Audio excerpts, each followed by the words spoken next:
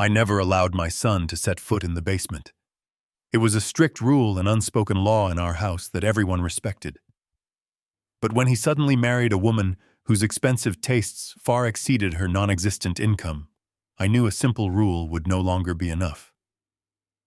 I replaced the heavy mechanical lock on the basement door with a military-grade biometric system. I did not tell them about the upgrades. I did not tell them about the safeguards. I just waited. And while I was hundreds of miles away on a business trip, my phone rang in the dead of night. It was my son, his voice thick with sheer panic. "Dad," he screamed into the receiver, "you need to get home right now." Stella went into the basement and the door slammed shut. I was ready for this, so I acted. The digital clock on the nightstand of my Chicago hotel room glowed a harsh, unforgiving red in the absolute darkness. 2:14 in the morning. Outside the floor-to-ceiling windows, a heavy storm was washing over the city, blurring the streetlights into long streaks of gold and silver.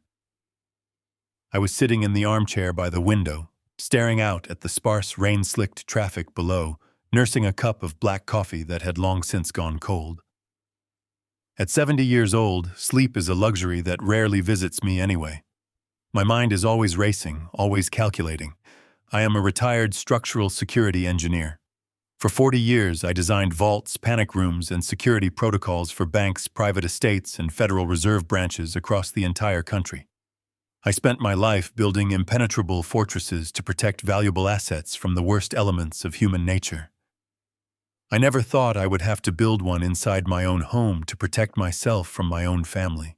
When my phone began to vibrate violently against the glass top of the desk, shattering the quiet of the room, I did not flinch. My pulse did not quicken. I did not rush to answer it like a panicked father. I let it buzz for a few seconds, listening to the harsh rattling sound, taking a slow, deliberate sip of the bitter coffee.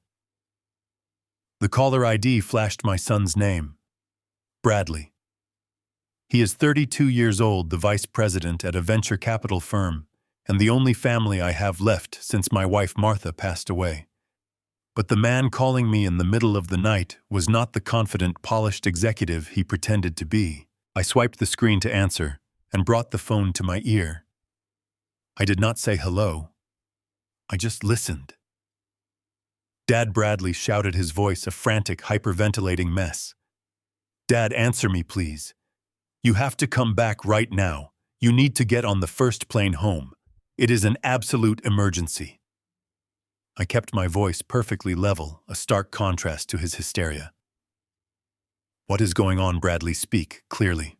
He was panting, practically sobbing into the receiver. "It is Stella. She went down into the basement. I do not know why she just went down there, and the heavy steel door slammed shut behind her. Now it is completely locked. There is a red countdown timer ticking on the keypad, and it is flashing, and I cannot get the door open. Dad, you have to tell me the code. You have to tell me how to bypass this thing before she runs out of air in there." I sat back in the armchair, the leather creaking softly under my weight. The basement of my home in the suburbs of Chicago has been strictly off-limits for an entire decade. Ever since Martha passed away, I made it explicitly clear that no one was to step foot down there. It was my sanctuary, the place where I kept the most valuable memories of my late wife along with my most sensitive personal files. Bradley knew this rule. He grew up respecting it. But things changed drastically just a few weeks ago. Bradley had abruptly married Stella, a woman he had only known for 4 months. Stella claimed to be an independent art broker, but it took exactly one dinner with her for me to recognize the truth. She was a professional parasite. A woman with an appetite for designer handbags, expensive cars, and lavish vacations, yet she possessed absolutely zero verifiable income. I saw the way she looked at my house. I saw the way she casually traced her manicured fingers over the antique furniture, calculating the resale value in her head. She was a gold digger, plain and simple, looking for an easy payday through my son. I knew my mere verbal warnings about the basement would mean nothing to a woman like her. So the day after they moved into my house temporarily, While supposedly looking for their own place, I took action. I completely stripped out the old mechanical deadbolts on the basement door. Using my professional expertise, I installed a state-of-the-art military-grade biometric locking system. It required dual authentication, encrypted fingerprints, and a constantly rotating digital key. It was a fortress door designed to withstand a direct assault. And now my son was telling me his new bride had somehow simply wandered into it. "Dad, are you listening to me?" Bradley yelled, his voice breaking my train of thought. "You have to give me the code right now. The red numbers are counting down. I am hitting it with a hammer, but nothing is working. She is screaming inside. I can hear her hitting the metal. You have to save her before the oxygen runs out. Why would you even build something like this inside our own house?" I took another sip of my coffee, feeling the cold liquid wash down my throat. My heart beat with a steady, calm rhythm. I had engineered that specific vault door myself. I knew every wire, every sensor, every fail-safe mechanism intricately. "Bradley," I said, my tone as cold and hard as the steel protecting that basement. "Stop hitting the door. You are wasting your time." "What do you mean?" he cried out. "She is trapped. The door must have malfunctioned. You have to tell me how to open it." I set the coffee cup down on the glass desk. The sharp clink echoed in the quiet hotel room. I closed my eyes for a fraction of a second, mourning the loss of the naive trust I once had in my only child. "That door is designed with a passive safety release, Bradley," I stated, enunciating every single syllable slowly. "It is physically impossible for it to lock someone inside by accident. The internal sensors prevent it from sealing if there is a human presence detected within the threshold, specifically to prevent accidental entrapment." I paused, letting the silence hang over the phone line. I could hear his ragged breathing on the other end. "The only way that door would seal and engage the red lockdown timer," I continued, my voice dropping an octave, "is if the external circuit board was violently compromised. It would only trigger the lockdown protocol if someone attempted to bypass the biometric scanner using a concentrated thermal torch." The line went dead quiet. The frantic panting stopped. The desperate cries for help vanished. Bradley did not say a word. He did not ask what a thermal torch was. He did not act confused. He just stopped speaking entirely. His sudden silence was the loudest confession I had ever heard. A woman who accidentally wanders into a basement while sleepwalking does not carry a heavy professional-grade thermal cutting torch. And a son who believes his wife is simply trapped does not instantly fall silent when confronted with the mechanical impossibility of his own lie. "Bradley," I said softly. "Are you still there?" "Yes," he finally stammered. His voice was no longer a panicked shout. It was a weak, trembling whisper. "Dad, I do not understand what you are saying. The machine must be broken. It is a faulty system." I opened my laptop, which was sitting on the desk right next to my coffee. The screen illuminated my face in the dark room. I did not believe a single word coming out of his mouth anymore. The plausible lie he tried to feed me was crumbling under the weight of my own engineering. "I will handle it," I told him, projecting a false sense of urgency into my voice to match the game he was playing. "I am calling the emergency security maintenance crew right now. They are the only ones who can override a thermal breach protocol. It will take them about an hour to get there. Just stay away from the keypad, do you understand? Do not touch anything else." "Okay," he whispered. "Okay, Dad. Just please hurry." I ended the call and tossed the phone onto the bed. I did not call any maintenance crew. There was no emergency security team coming to save Stella. Instead, my fingers flew across the keyboard of my laptop. I bypassed the standard home network and initiated a secure, encrypted handshake with the independent server I had secretly installed in the basement last week. My son thought I was a clueless old man who had left a fortune unguarded. He thought his manipulative new wife could crack my vault while I was safely tucked away in another state. They thought they were playing me. But as the progress bar on my screen reached 100% and the hidden thermal cameras in the basement began to boot up, I knew the truth. They had walked right into the trap I had meticulously built specifically for them. I took a deep breath, steeling my emotions, pushing away the last remaining fragments of paternal affection I held for the boy I had raised. This was no longer my son on the other end of the line. This was an active threat. And in my profession, there is only one way to deal with a breach. You lock it down, you isolate the threat, and you eliminate the vulnerability. The game had only just begun, and they had absolutely no idea who they were truly dealing with. I pulled the laptop from my leather travel bag with a steady hand. The cold metal casing felt familiar beneath my fingertips, a stark contrast to the burning sense of betrayal igniting in my chest. I opened the screen, the harsh blue light casting long shadows across the dark hotel room. Outside, the Chicago storm continued to batter the floor-to-ceiling windows, mimicking the sudden chaos that had just been injected into my life. I adjusted my glasses and launched the secure connection protocol.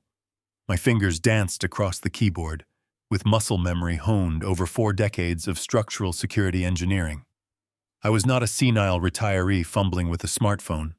I was the architect of the very fortress they were trying to conquer.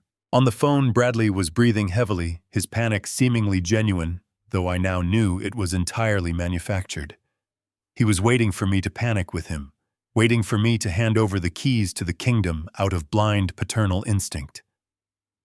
I pressed the speakerphone button, setting the device down next to the laptop so I could work with both hands. I typed the administrative credentials into the terminal window, aiming straight for the primary visual feed of the basement. I fully expected to see Stella standing there, looking around in feigned confusion. Instead, the console returned a string of fatal errors. The primary feed was entirely black. Connection lost. Signal interference detected. I stared at the blinking red text on the screen, a chilling realization washing over me. The primary cameras in my home were not basic commercial units. They operated on a highly secure, encrypted radio frequency that I had personally configured. A simple power outage or a tripped breaker would not take them offline. They had fail-safes and battery backups.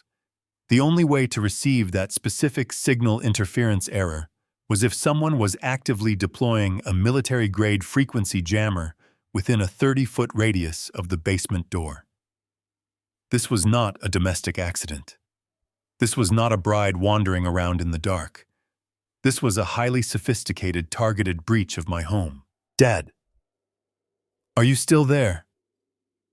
Bradley's voice crackled through the speaker, laced with an artificial desperation that made my stomach churn. You have to do something. The timer is still going. She is crying for help. I do not know how much air is left down there. You need to give me the master code before it is too late. Why is it taking so long? I took a slow, deep breath, forcing my heart rate to remain calm. I needed him to believe I was completely out of my depth. I needed him to think his plan was working flawlessly. I pinched the bridge of my nose and injected a heavy tremor into my voice, playing the role of the terrified, helpless old man he so desperately wanted me to be. I am trying, son, I said, making my breath sound ragged and uneven. I am trying to log into the security portal on my computer, but it is not accepting my password. My hands are shaking too much. The system says it cannot connect to the cameras. Did you touch the router? Did someone mess with the power box in the hallway? No, Dad. Nobody touched anything. I swear to you. We were just asleep and then I heard a noise. I ran downstairs and she was already trapped. Please just give me the code. I can type it into the keypad right now. He lied without a single stutter. He lied with a smooth, practiced ease that broke my heart. The boy I had taught to ride a bicycle, the young man whose college tuition I had funded by working 80-hour weeks, was now orchestrating a felony against me. The grief was a physical weight in my chest, heavy and suffocating, but I shoved it down. Grief makes you weak. Logic keeps you alive. Logic. I cannot just give you a code. Bradley, I stammered, raising my voice to mimic rising panic. The new system does not work like that. It requires a biometric handshake from my end to authorize a remote unlock. If I type the wrong sequence, it triggers a permanent lockdown. You have to wait. I am calling the maintenance dispatch. Just keep talking to her through the heavy door. Keep her calm. As I fed him those lies, my hands were moving rapidly across the keyboard, executing a completely different set of commands. When I upgraded the basement security after Bradley brought Stella into our lives, I knew a determined thief might try to blind the primary system. That is standard operating procedure for any professional heist. So I had installed a secondary layer of surveillance. This layer was completely invisible, hardwired directly into the concrete foundation, and utterly immune to wireless jamming. It was a closed-loop thermal imaging network running on an independent analog power grid hidden behind the drywall. I opened a hidden partition on my hard drive and ran the executable file for the thermal grid. The command prompt flashed lines of green text as it bypassed the jammed wireless network and connected directly to the hardwired secure node. The cooling fan on my laptop whirred to life, spinning furiously as it processed the heavy data stream. The sound blended with the driving rain lashing against the hotel windows. "Dad, she is going to suffocate in there," Bradley pleaded, laying the guilt on thick. "If anything happens to my wife, it is on you. Why did you build a prison in our house? What is wrong with you?" His words were designed to make me break, to make me surrender out of sheer guilt. A month ago, hearing my son accuse me of endangering his wife would have brought me to my knees. I would have given him everything I owned to make things right. But staring at the black screen, knowing a professional signal jammer was currently active in my basement, I felt nothing but a cold, hard clarity. I am doing everything I can, son. I am a retired old man halfway across the country. I cannot perform miracles. Just give me a minute to figure out this damn machine, I replied, my voice sounding incredibly frail and pathetic. I hit the final execute command for the thermal feed. The screen went dark for 5 agonizing seconds. I held my breath, waiting to see if they had somehow discovered the hardwired lines. If the secondary system was dead, I would be flying blind. Then the monitor flickered. A dark gray canvas appeared, slowly rendering into a grainy high-contrast heat map of my basement. The layout of the room became visible in shades of cool blue and gray. The heavy steel door was outlined clearly, and there, standing right in the middle of the room, was a bright glowing silhouette composed of vibrant reds, oranges, and yellows, the thermal signature of a human being. It was Stella, but she was not wandering aimlessly. She was not collapsed on the floor, weeping and gasping for air. The bright thermal shape was moving with absolute precision and purpose. She was standing directly in front of the inner floor, safe, the one embedded beneath the concrete tiles where I kept my most sensitive documents. I watched the glowing silhouette move. The heat signature of her arms was raised steady and unwavering. She was not a panicked sleepwalker. The way she positioned her body, the deliberate, calculated movements she was making, painted a clear and terrifying picture. My daughter-in-law was fully awake, fully aware, and currently executing a highly coordinated breach of my personal vault. "Dad!" Bradley shouted again, banging something metallic against the external door for dramatic effect. "The maintenance company is not answering.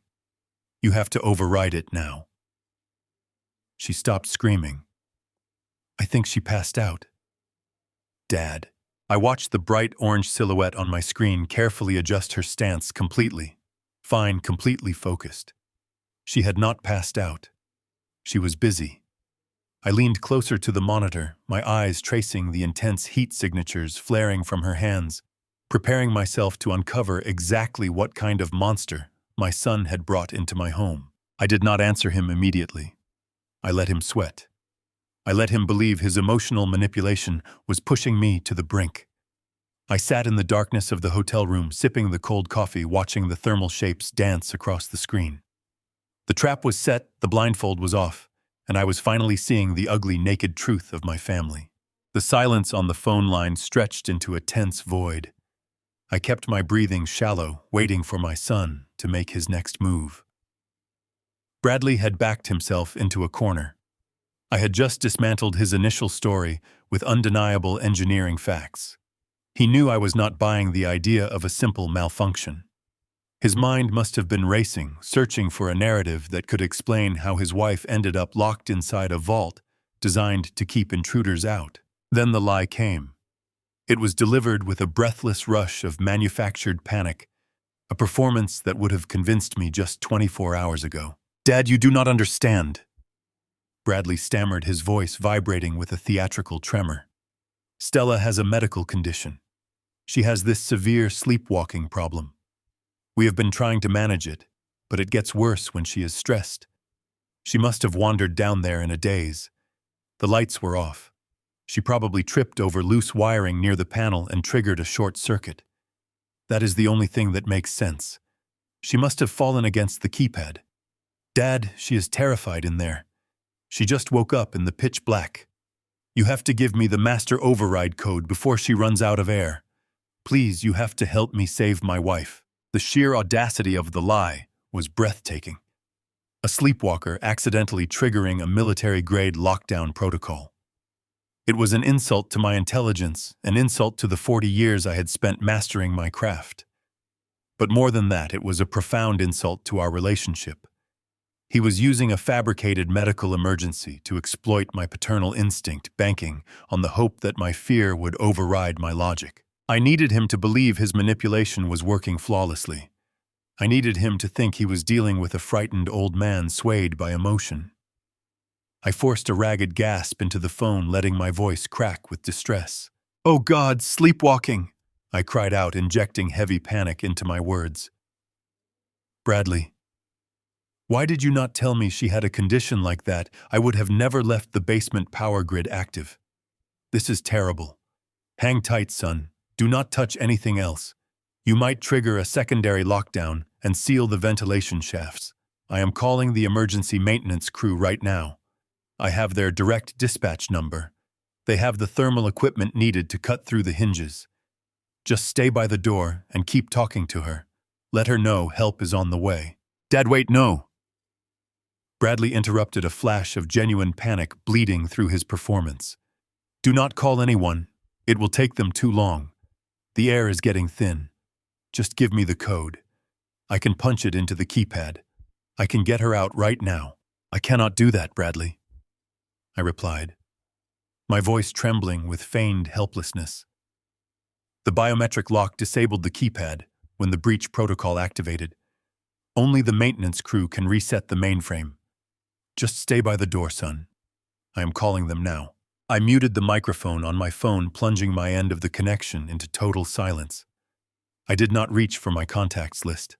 I did not dial any emergency numbers. Instead, I leaned closer to the glowing screen of my laptop, my eyes locked on the high-contrast thermal feed streaming directly from the basement. The visual evidence playing out before me dismantled every single syllable of Bradley's pathetic lie. A sleepwalker wandering in the dark does not move with the calculated precision I was witnessing. On the monitor, the bright orange and yellow silhouette of my daughter-in-law was standing perfectly still in front of the inner floor safe. Her heat signature clearly outlined the shape of thick protective goggles resting over her eyes. A sleepwalker does not casually put on industrial safety gear before taking a midnight stroll. Even more damning was the intensely hot object resting on the concrete floor right next to her feet. The thermal camera picked it up as a blazing white mass radiating extreme heat.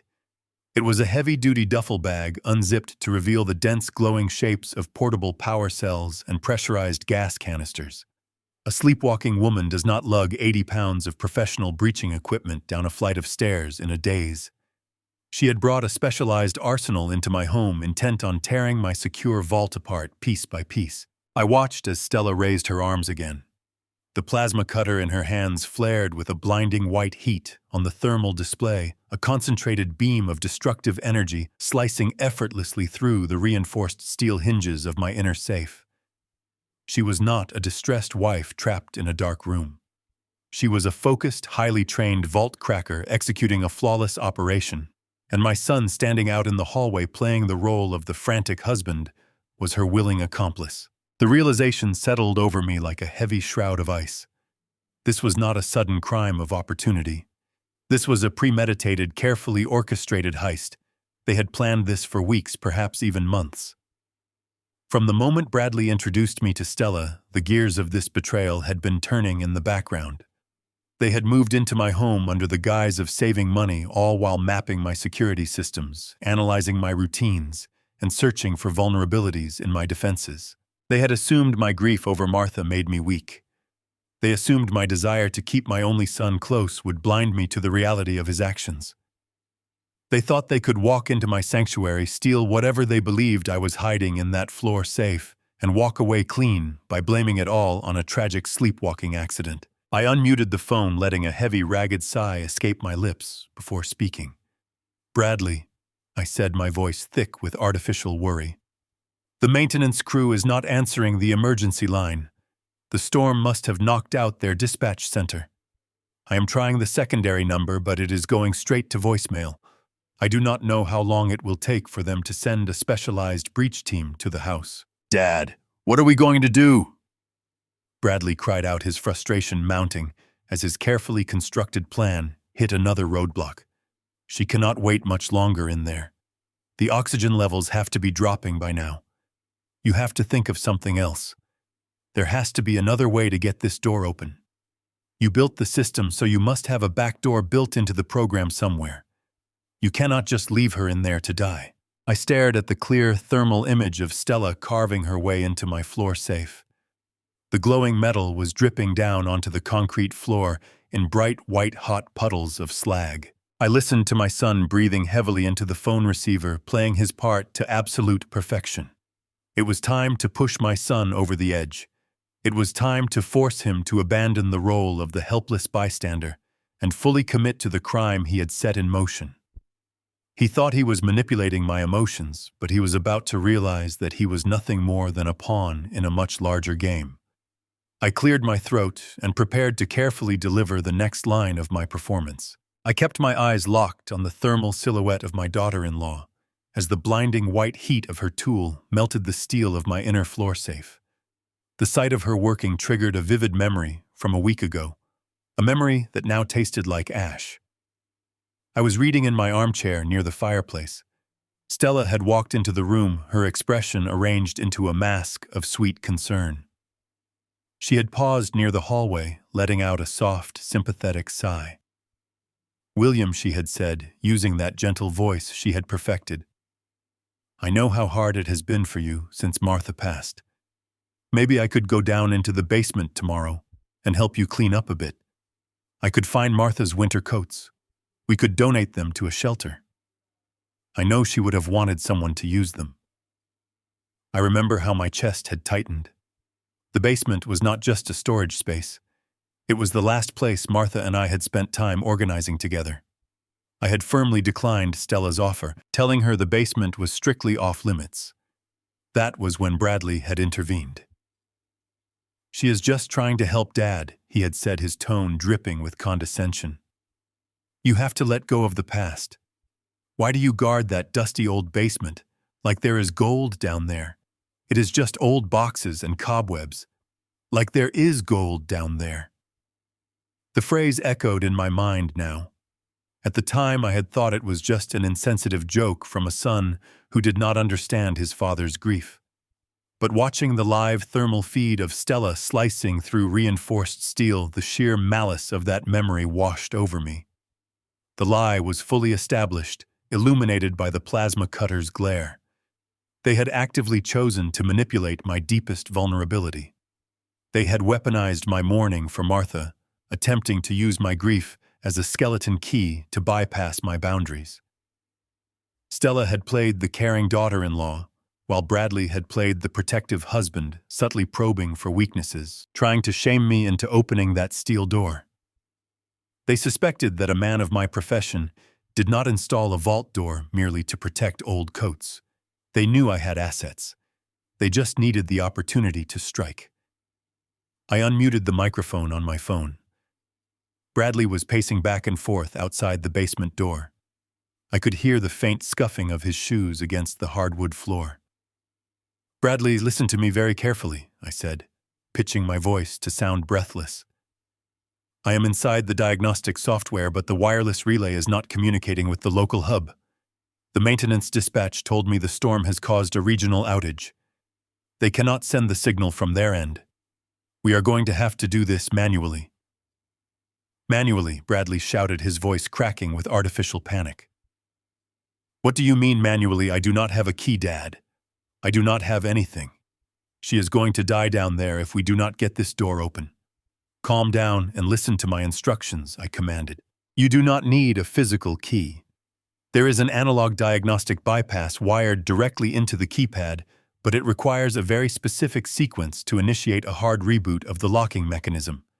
It will cycle the power to the heavy deadbolts and force them into the open position. You have to do exactly what I tell you, and you cannot step away from that door. Okay, tell me what to do, he said quickly. I could almost hear the relief in his voice. He thought he had won. He thought the clueless old man was finally handing over the keys. Look at the keypad, I instructed him. There is a small red indicator light in the top right corner. Do you see it? Yes, I see it. It is blinking. Good. I need you to press and hold the pound key and the asterisk key simultaneously for exactly 30 seconds. Do not let go early, or it will reset the internal timer. While you are holding those keys, I am going to ping the mainframe from my laptop. When the red light turns solid green, you have to let go and punch in a 12-digit override string that I will read to you. Are you ready? Yes. I am holding them down now, Bradley said, his breathing sounding constrained as he focused on his fake task. Start counting, son. Do not lose your focus. I muted the line again. I leaned back and took a slow breath. There was no diagnostic bypass. The entire process I had just described to him was absolute fiction, designed to keep him pinned exactly where he was. By forcing him to hold his hands against the keypad and concentrate on a blinking light, I had neutralized him as a lookout. He was now entirely focused on the door, oblivious to anything else happening in the house. More importantly, I had bought myself the time I needed to prepare my counterattack.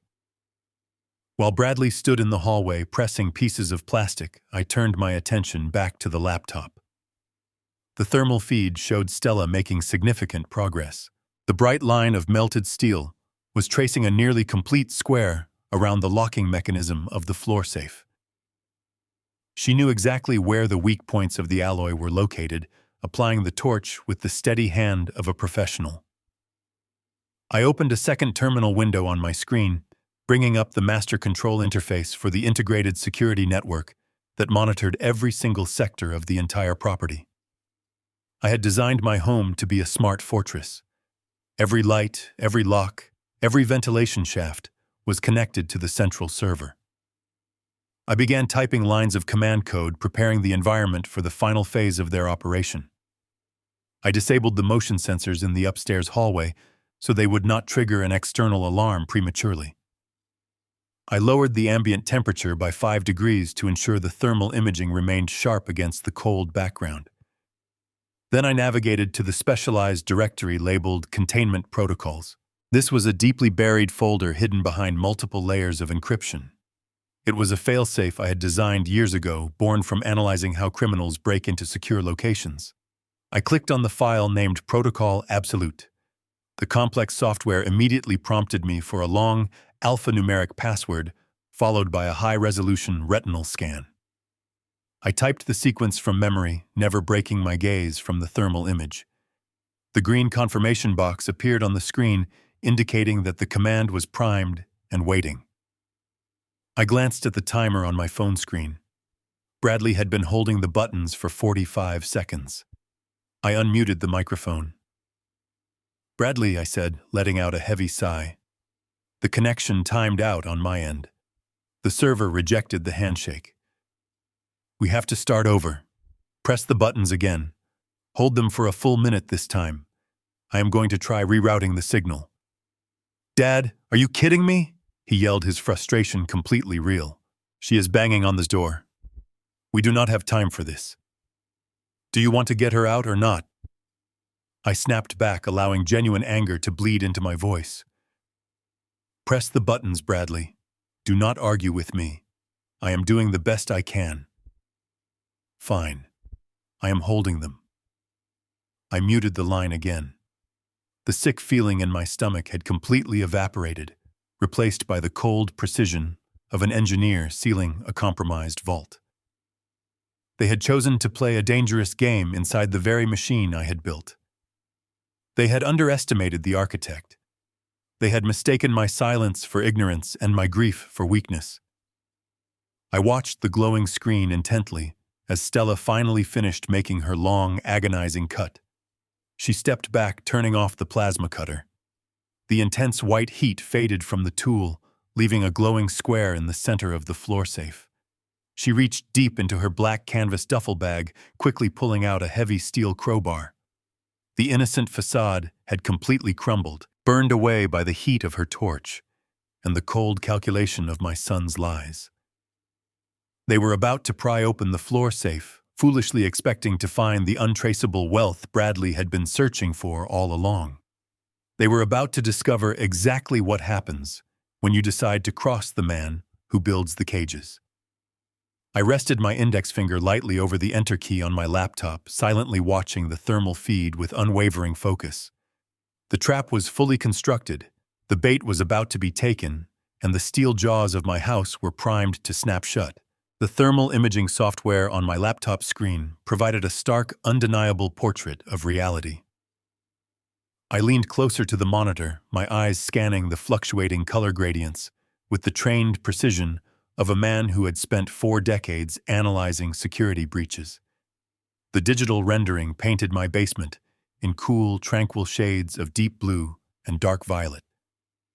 But in the very center of the room, kneeling over the concealed floor safe, was a blinding mass of bright yellow and searing white. It was Stella. The woman my son had claimed was currently wandering around in a vulnerable, unconscious daze was exhibiting a physical posture that completely contradicted his frantic story.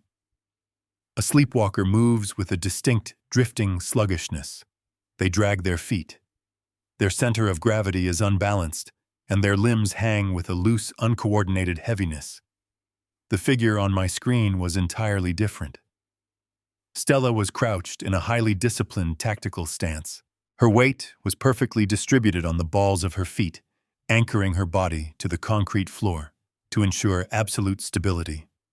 Her core was tight, her shoulders squared, and her head was tilted downward at a precise angle. She was not a confused bride stumbling through the dark. She was a predator fully engaged in a demanding physical task.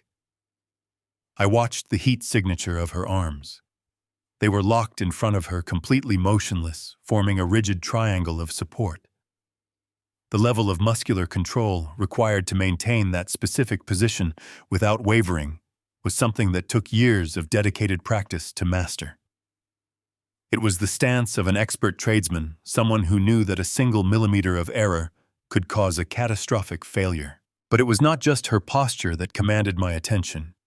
It was the intense, localized source of extreme thermal radiation blossoming from her hands. The software registered the temperature in the top right corner of the screen, the numbers climbing rapidly into the thousands of degrees.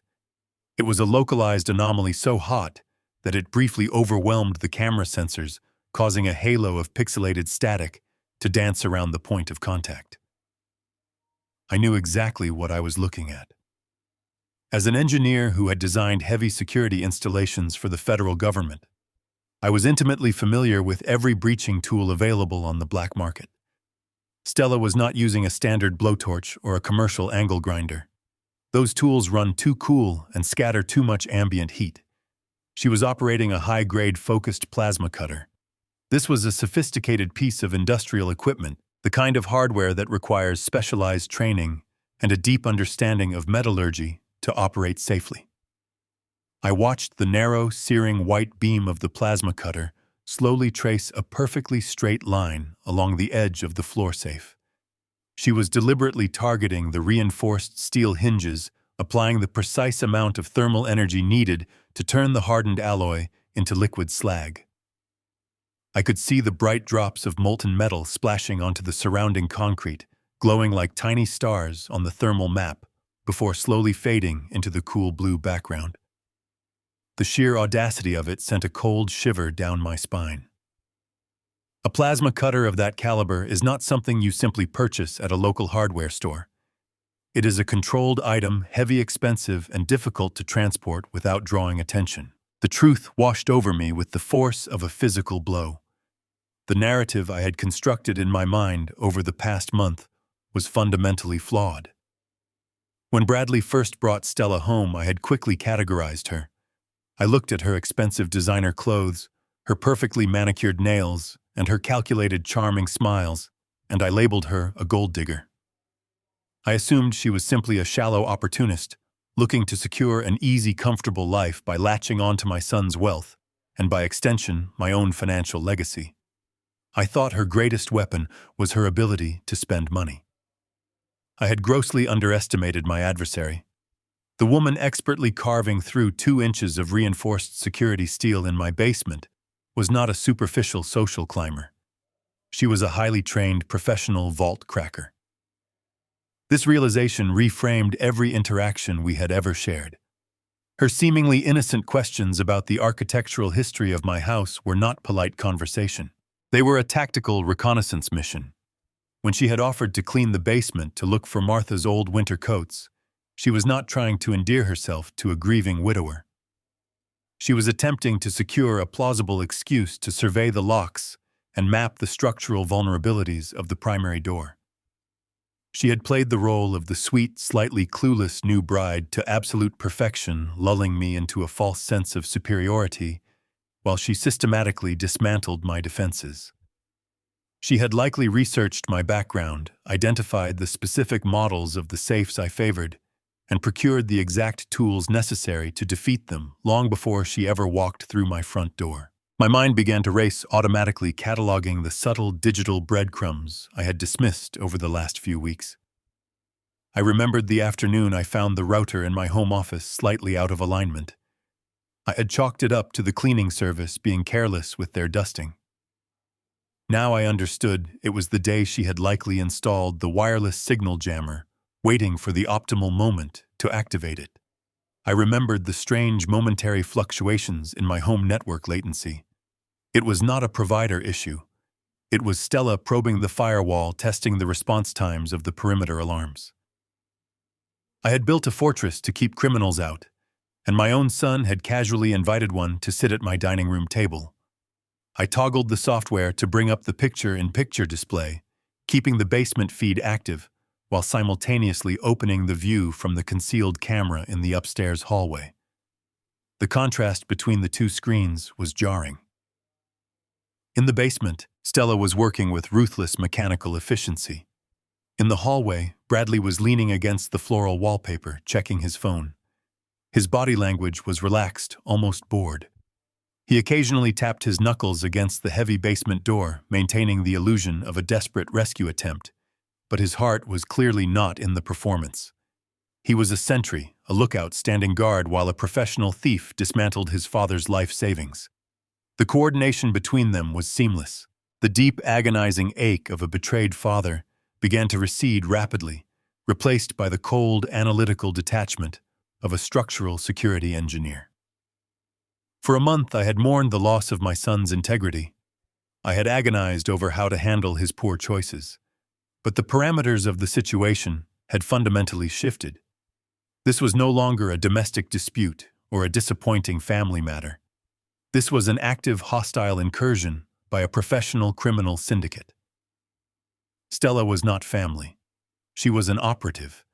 And Bradley, regardless of the blood in his veins, had chosen his side in this conflict. He had chosen to be her accomplice. I stared at the thermal image of the inner floor safe. It was a custom unit I had personally fabricated 10 years ago. It was constructed from a proprietary blend of tungsten and hardened steel designed specifically to resist thermal attacks.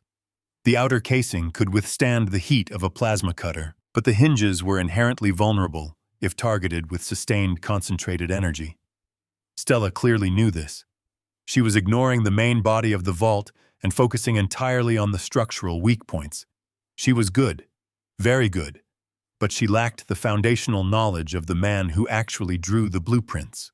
She did not know that the hinges were essentially a decoy, a sacrificial layer designed to occupy an intruder while the secondary defenses activated. I watched her finish the first vertical cut. The thermal glow indicated that the metal had completely separated. She immediately repositioned her body, sliding gracefully to the left to begin working on the second hinge. Her movements were incredibly fluid, a testament to countless hours of physical conditioning and specialized training. I could see the heat signature of her breath blooming and fading rhythmically in the cool basement air. She was managing her respiration, keeping her heart rate steady despite the immense physical exertion required to handle the heavy equipment. It was a mesmerizing display of technical skill, and part of me, the engineer who respected pure competence, could not help but admire her proficiency. However, the father within me was absolutely disgusted. They had turned the sacred space where I preserved my wife's memory into a stage for a common robbery. They had violated the very heart of my home. I slowly removed my glasses, rubbing the bridge of my nose. The storm continued to rage loudly outside. I would not be a victim tonight. I reached out and tapped the mute button on the active call interface. Bradley was still out there in the hallway spinning his web of deceit, but I no longer needed to hear his desperate performance. I needed silence. I needed the pure, unadulterated clarity that only raw data could provide. My fingers shifted away from the thermal imaging controls and moved toward the administrative command prompt of my primary home server. The storm outside seemed to fade into a dull roar, completely eclipsed by the drumming of my own heartbeat in my ears. I opened the master network logs, an extensive digital ledger that recorded every single byte of data flowing in and out of my property. For the past month, I had been feeling a persistent nagging sensation that something was slightly off balance. It was a subtle friction in my daily routine. Tiny delays in network response times, phantom bandwidth spikes during the early hours of the morning, and minor configuration resets that I had chalked up to automated software updates. I had ignored the instincts forged by a 40-year career in security architecture because I had desperately wanted to enjoy the presence of my son in my home. I had willfully chosen to be blind. Now I forced myself to open my eyes and look directly at the digital footprints they had so very carelessly left behind for me to find. I ran a deep diagnostic sweep, filtering the log files for unauthorized access protocols and masked background processes. The green text cascaded down the black terminal screen in a rapid waterfall of information. I bypassed the superficial firewall data and dug directly into the kernel-level registries of my personal office computer. That machine was my command center, the digital vault where I managed my retirement portfolios, my offshore accounts, and the detailed schematics of every security system I had ever designed. It was heavily encrypted, air-gapped from the standard household wireless network, and supposedly impenetrable. But as the diagnostic sweep finished its compilation, a glaring anomaly presented itself. A microscopic, incredibly sophisticated piece of malicious software was hiding in the boot sector of my hard drive. It was a hardware-level keylogger designed to record every single keystroke, every password, and every secure authentication token I had typed. The software was transmitting the stolen data in fragmented encrypted bursts to an external server using a piggybacked connection on the household smart thermostat. It was a brilliant, highly professional method of infiltration that bypassed all conventional antivirus protocols. I pulled up the installation timestamp. The malicious code had been deployed and activated exactly 2 days after Bradley and Stella had moved their luggage into my guest bedroom. 2 days. It took them less than 48 hours of living under my roof, eating at my dining table, and pretending to be a loving family to completely compromise my most sensitive personal hardware. I visualized the layout of my study. I remembered the heavy oak desk, the dual monitors, the locked mahogany door. I had always been fastidious about locking that room, but I had trusted my son. I had occasionally left the door open when going to the kitchen for a fresh cup of coffee. That was all the time she would have needed. A simple universal serial bus injection device plugged into a rear port for less than 10 seconds would have been enough to deploy the silent payload. I felt a sickening wave of revulsion wash over me. The depth of the premeditation was staggering. They had not come to my house seeking temporary shelter while house hunting. The entire narrative of a delayed real estate closing was a carefully fabricated pretense to gain physical proximity to my primary workstation. They needed to be inside the perimeter to launch the cyber attack. Every smile across the breakfast table, every casual conversation in the living room had been part of a meticulously executed infiltration strategy. The digital revelation instantly illuminated a series of past interactions, casting a harsh new light on memories I had previously misunderstood. My mind flashed back to a specific dinner party I had hosted just 3 weeks ago. I had invited my longtime friend and personal attorney Thomas over to celebrate Bradley's recent wedding. Thomas had managed my estate planning and offshore asset structures since Martha had passed away. He was a shrewd, sharp legal mind and one of the few people I completely trusted with the granular details of my net worth. During the dinner, Stella had played the role of the attentive, inquisitive host to perfection. She had poured the wine, laughed at Thomas's stories, and guided the conversation with an effortless charm that I had foolishly perceived as mere social grace. I had excused myself to the kitchen to check on the roast, leaving the three of them alone in the formal dining room. I had been gone for no more than 5 minutes, but in hindsight, 5 minutes was an absolute eternity for a seasoned professional operative looking to extract critical information from an unsuspecting mark. When I had returned, pausing just outside the dining room archway to wipe my hands on a towel, I had caught the tail end of a surprisingly technical conversation. Stella had leaned forward, resting her chin on her elegantly manicured hand, looking directly at Thomas. Her tone had been deceptively casual, wrapped in the guise of a newlywed, asking innocent questions about securing her future. I remember her exact words burned into my memory with agonizing clarity. She had asked Thomas Bradley mentioned that William has a significant portion of his portfolio tied up in international bonds. If an absolute emergency happened hypothetically, how liquid are those bearer bonds? Can they be transferred without a traditional banking paper trail? Or is there a mandatory holding period for physical assets housed outside the standard domestic banking system? At the time, I had stepped into the room and gently changed the subject, assuming she was just being a presumptuous, greedy young woman overly eager to understand the family wealth. I had judged her for being tacky and materialistic. I had dismissed her as a common gold digger trying to size up her eventual inheritance. How spectacularly wrong I had been. The questions she had posed to Thomas were not the inquiries of a shallow social climber looking to buy another imported sports car. They were the precise, targeted questions of a criminal logistician verifying the liquidity and the physical nature of her target. She needed to confirm that the bearer bonds existed, that they were untraceable once removed from my possession, and that they could be easily fenced on the black market without triggering federal banking alerts. The keylogger had likely given her the access codes to my encrypted financial summaries, showing her the initial existence of the bonds. But she needed physical confirmation of their location and their ease of transfer. That was why she had interrogated Thomas over a seemingly polite glass of red wine. The entire gold digger persona was nothing more than a brilliant psychological smokescreen. She had deliberately acted vain, materialistic, and slightly obnoxious, because she knew exactly how a man of my generation would react to those specific character traits. She knew I would roll my eyes, lock my wallet, and write her off as a superficial nuisance who only cared about shopping sprees and luxury vacations. She had weaponized my own prejudices against me. By playing the role of a vapid, entitled bride, she ensured that I would never look deeper.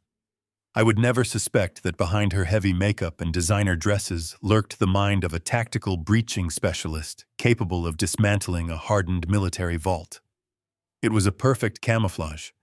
While I was busy being annoyed by her endless complaints about the thread count of the guest towels, she was silently mapping the electrical grid of my entire property. While I was quietly judging her lack of a real career, she was deploying malicious scripts into my private network architecture. The sheer genius of the deception made my chest physically ache with a mixture of professional respect and profound paternal devastation. My son, the boy I had raised with every advantage in the world, had actively sought out a criminal mastermind and brought her into my home to rob me blind. He was not a victim of her manipulation. He was her fully willing, active partner in this treacherous endeavor. The thermal feed continued to glow on my screen, showing the bright plasma cutter slicing through the final layer of the safe's defenses. They were inches away from breaching the inner sanctum. I took one last final sip of my cold coffee, feeling the cold bitterness mirror the icy resolve taking absolute control of my heart. I closed the network logs, leaving the thermal video streaming prominently on the display. The time for gathering intelligence was officially over. It was finally time for me to strike back against the both of them. I moved my hand away from the terminal window and maximized the video surveillance interface on my laptop screen.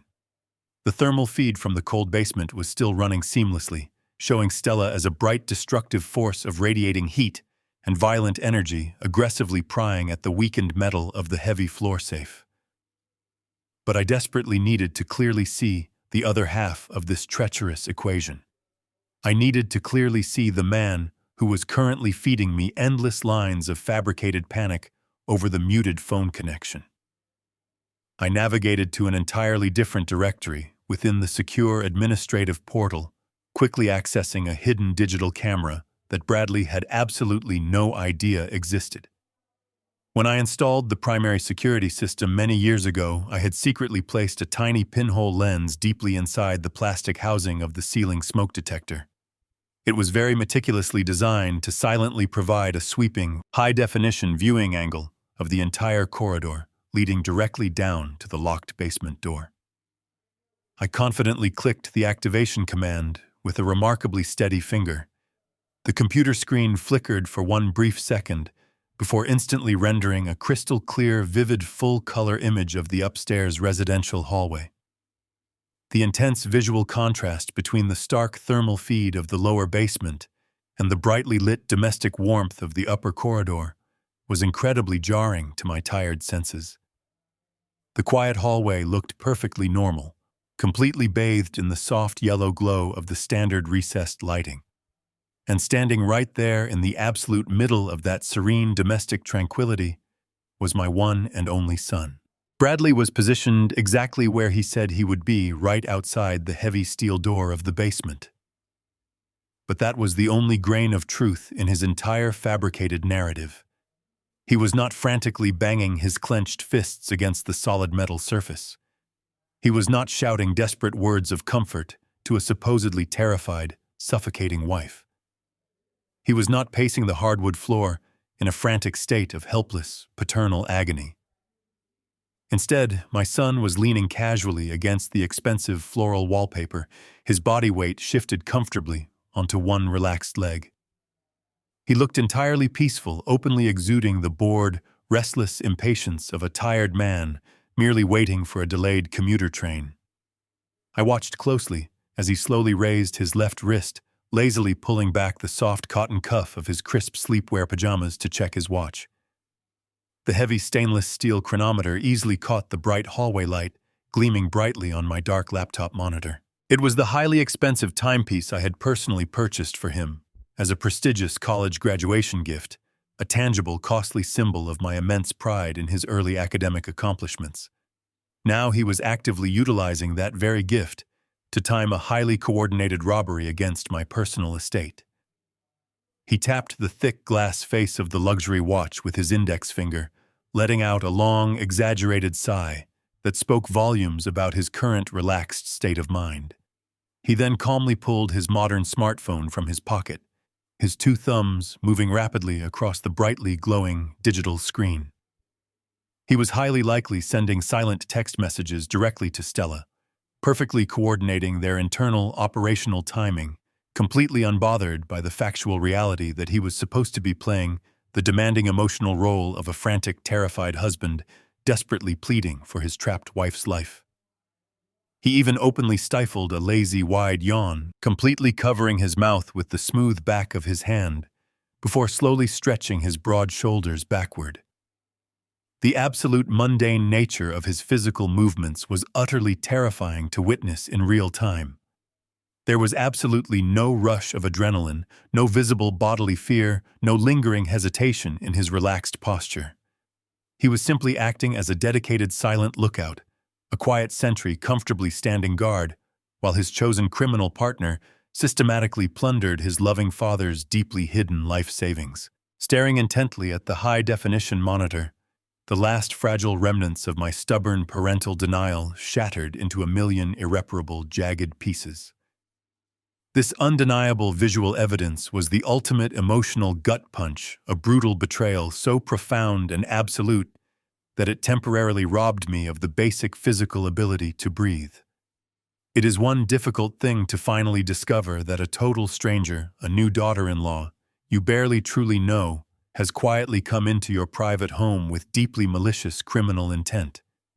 It is an entirely different, uniquely devastating kind of psychological agony to sit in total silence and watch your own flesh and blood enthusiastically orchestrate the devastating violation. My racing mind desperately tried to reject the clear visual evidence, fighting a completely losing mental battle to somehow reconcile the cold, calculating man displayed on the computer screen with the innocent, happy little boy I had lovingly raised for decades. I vividly remembered teaching him how to ride a small blue bicycle in the front concrete driveway, holding firmly onto the back of his vinyl seat until he finally found his proper balance. I fondly remembered staying up late into the dark night to actively help him build complex science fair projects, cheering loudly for him from the cold metal bleachers at his high school football games, and standing incredibly proudly beside his beaming mother as he formally received his prestigious university diploma. I had willingly spent my entire adult life working incredibly exhausting, demanding hours, carefully building a massive, impenetrable fortress of financial security, all to actively ensure that Bradley would never truly know the harsh, unforgiving hardships I had personally faced in my own difficult youth. I had freely given him every single conceivable advantage a loving, dedicated father could possibly give to a cherished child. And in direct, immediate return for that entire lifetime of selfless devotion, he had happily brought a professional, ruthless thief into my private, secure sanctuary, willingly standing guard in the comfortable hallway, while she ruthlessly dismantled the very financial legacy I had always intended to generously leave him. A heavy, truly suffocating wave of dark, miserable grief swelled deep within my aching chest, actively threatening to pull me entirely under its crushing, unbearable weight.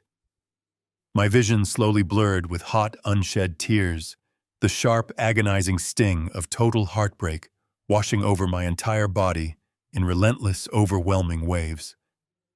I deeply wanted to scream into the empty, silent hotel room, to physically break the glowing laptop screen with my bare, shaking hands, to angrily demand a reasonable, logical answer from the silent, uncaring universe as to exactly how my own beloved son could ever realistically become this monstrous, unrecognizable, and deceitful stranger.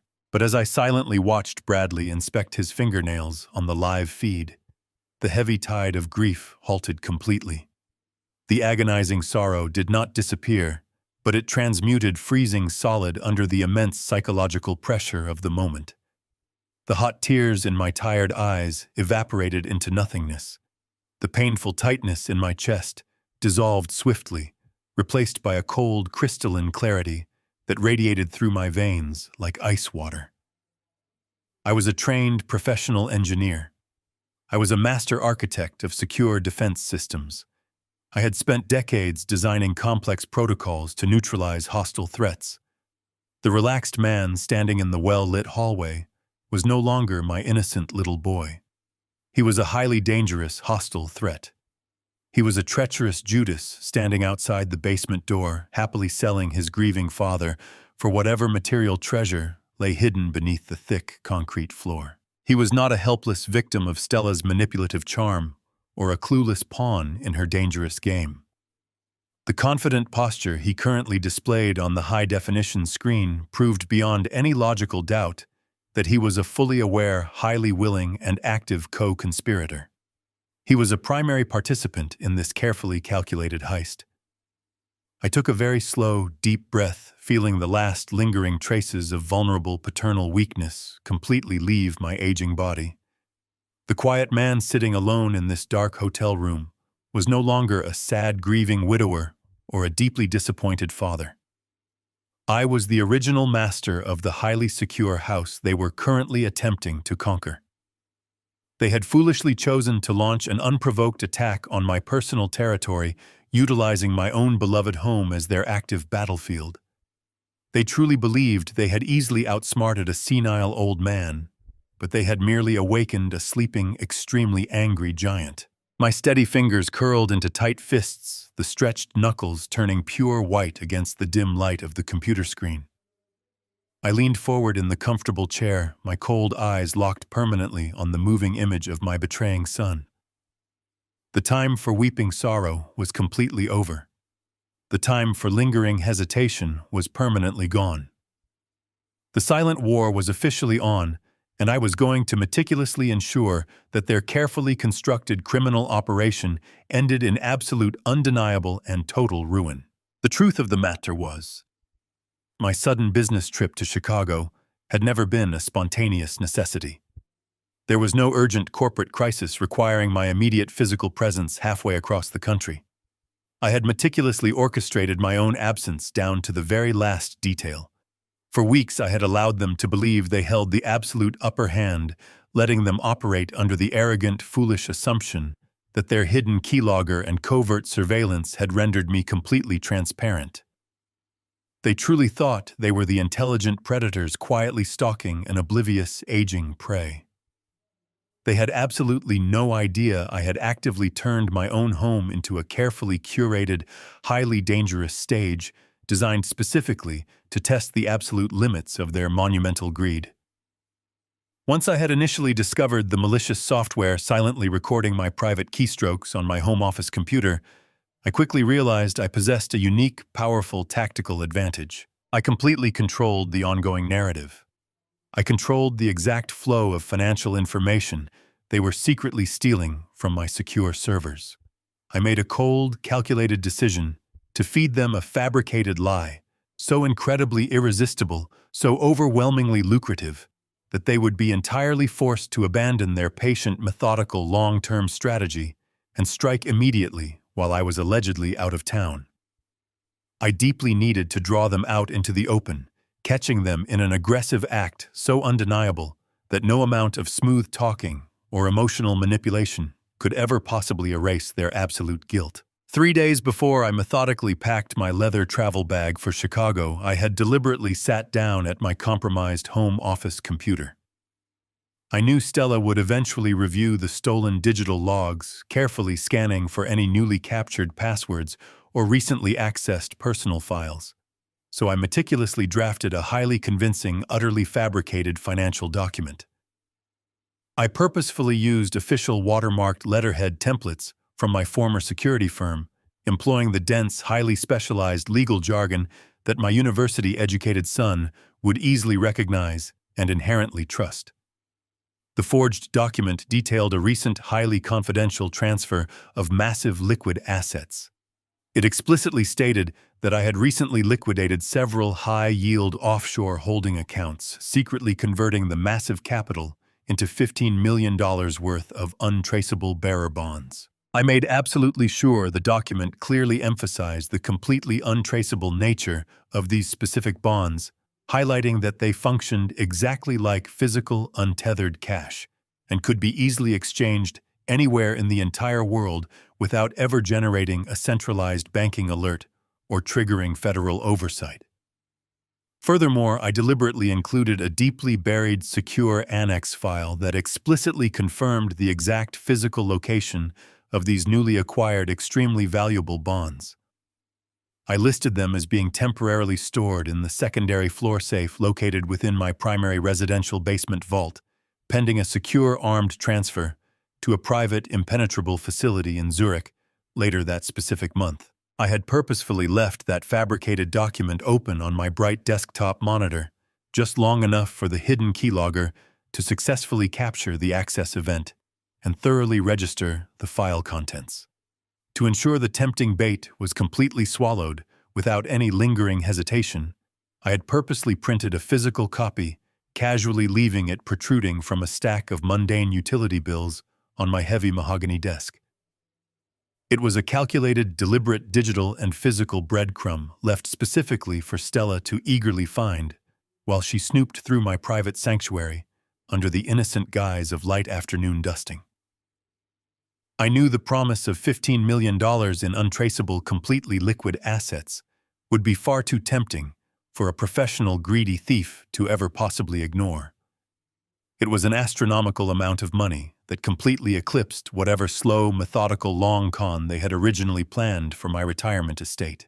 It was a guaranteed golden ticket to an immediate wealthy and luxurious escape, and completely predictably, their overwhelming, blinding greed had instantly overridden their basic professional caution. The very moment I announced my sudden, unexpected departure for Chicago, they must have truly thought all their darkest, most selfish prayers had been miraculously answered. They genuinely believed I was leaving the house, and the supposed massive fortune completely unguarded. Now sitting alone in the cold, dimly lit hotel room, I silently watched the direct result of my careful deception playing out in vivid, glowing thermal colors on my screen. Stella had finally successfully pried the heavy tungsten lid of the floor safe entirely open.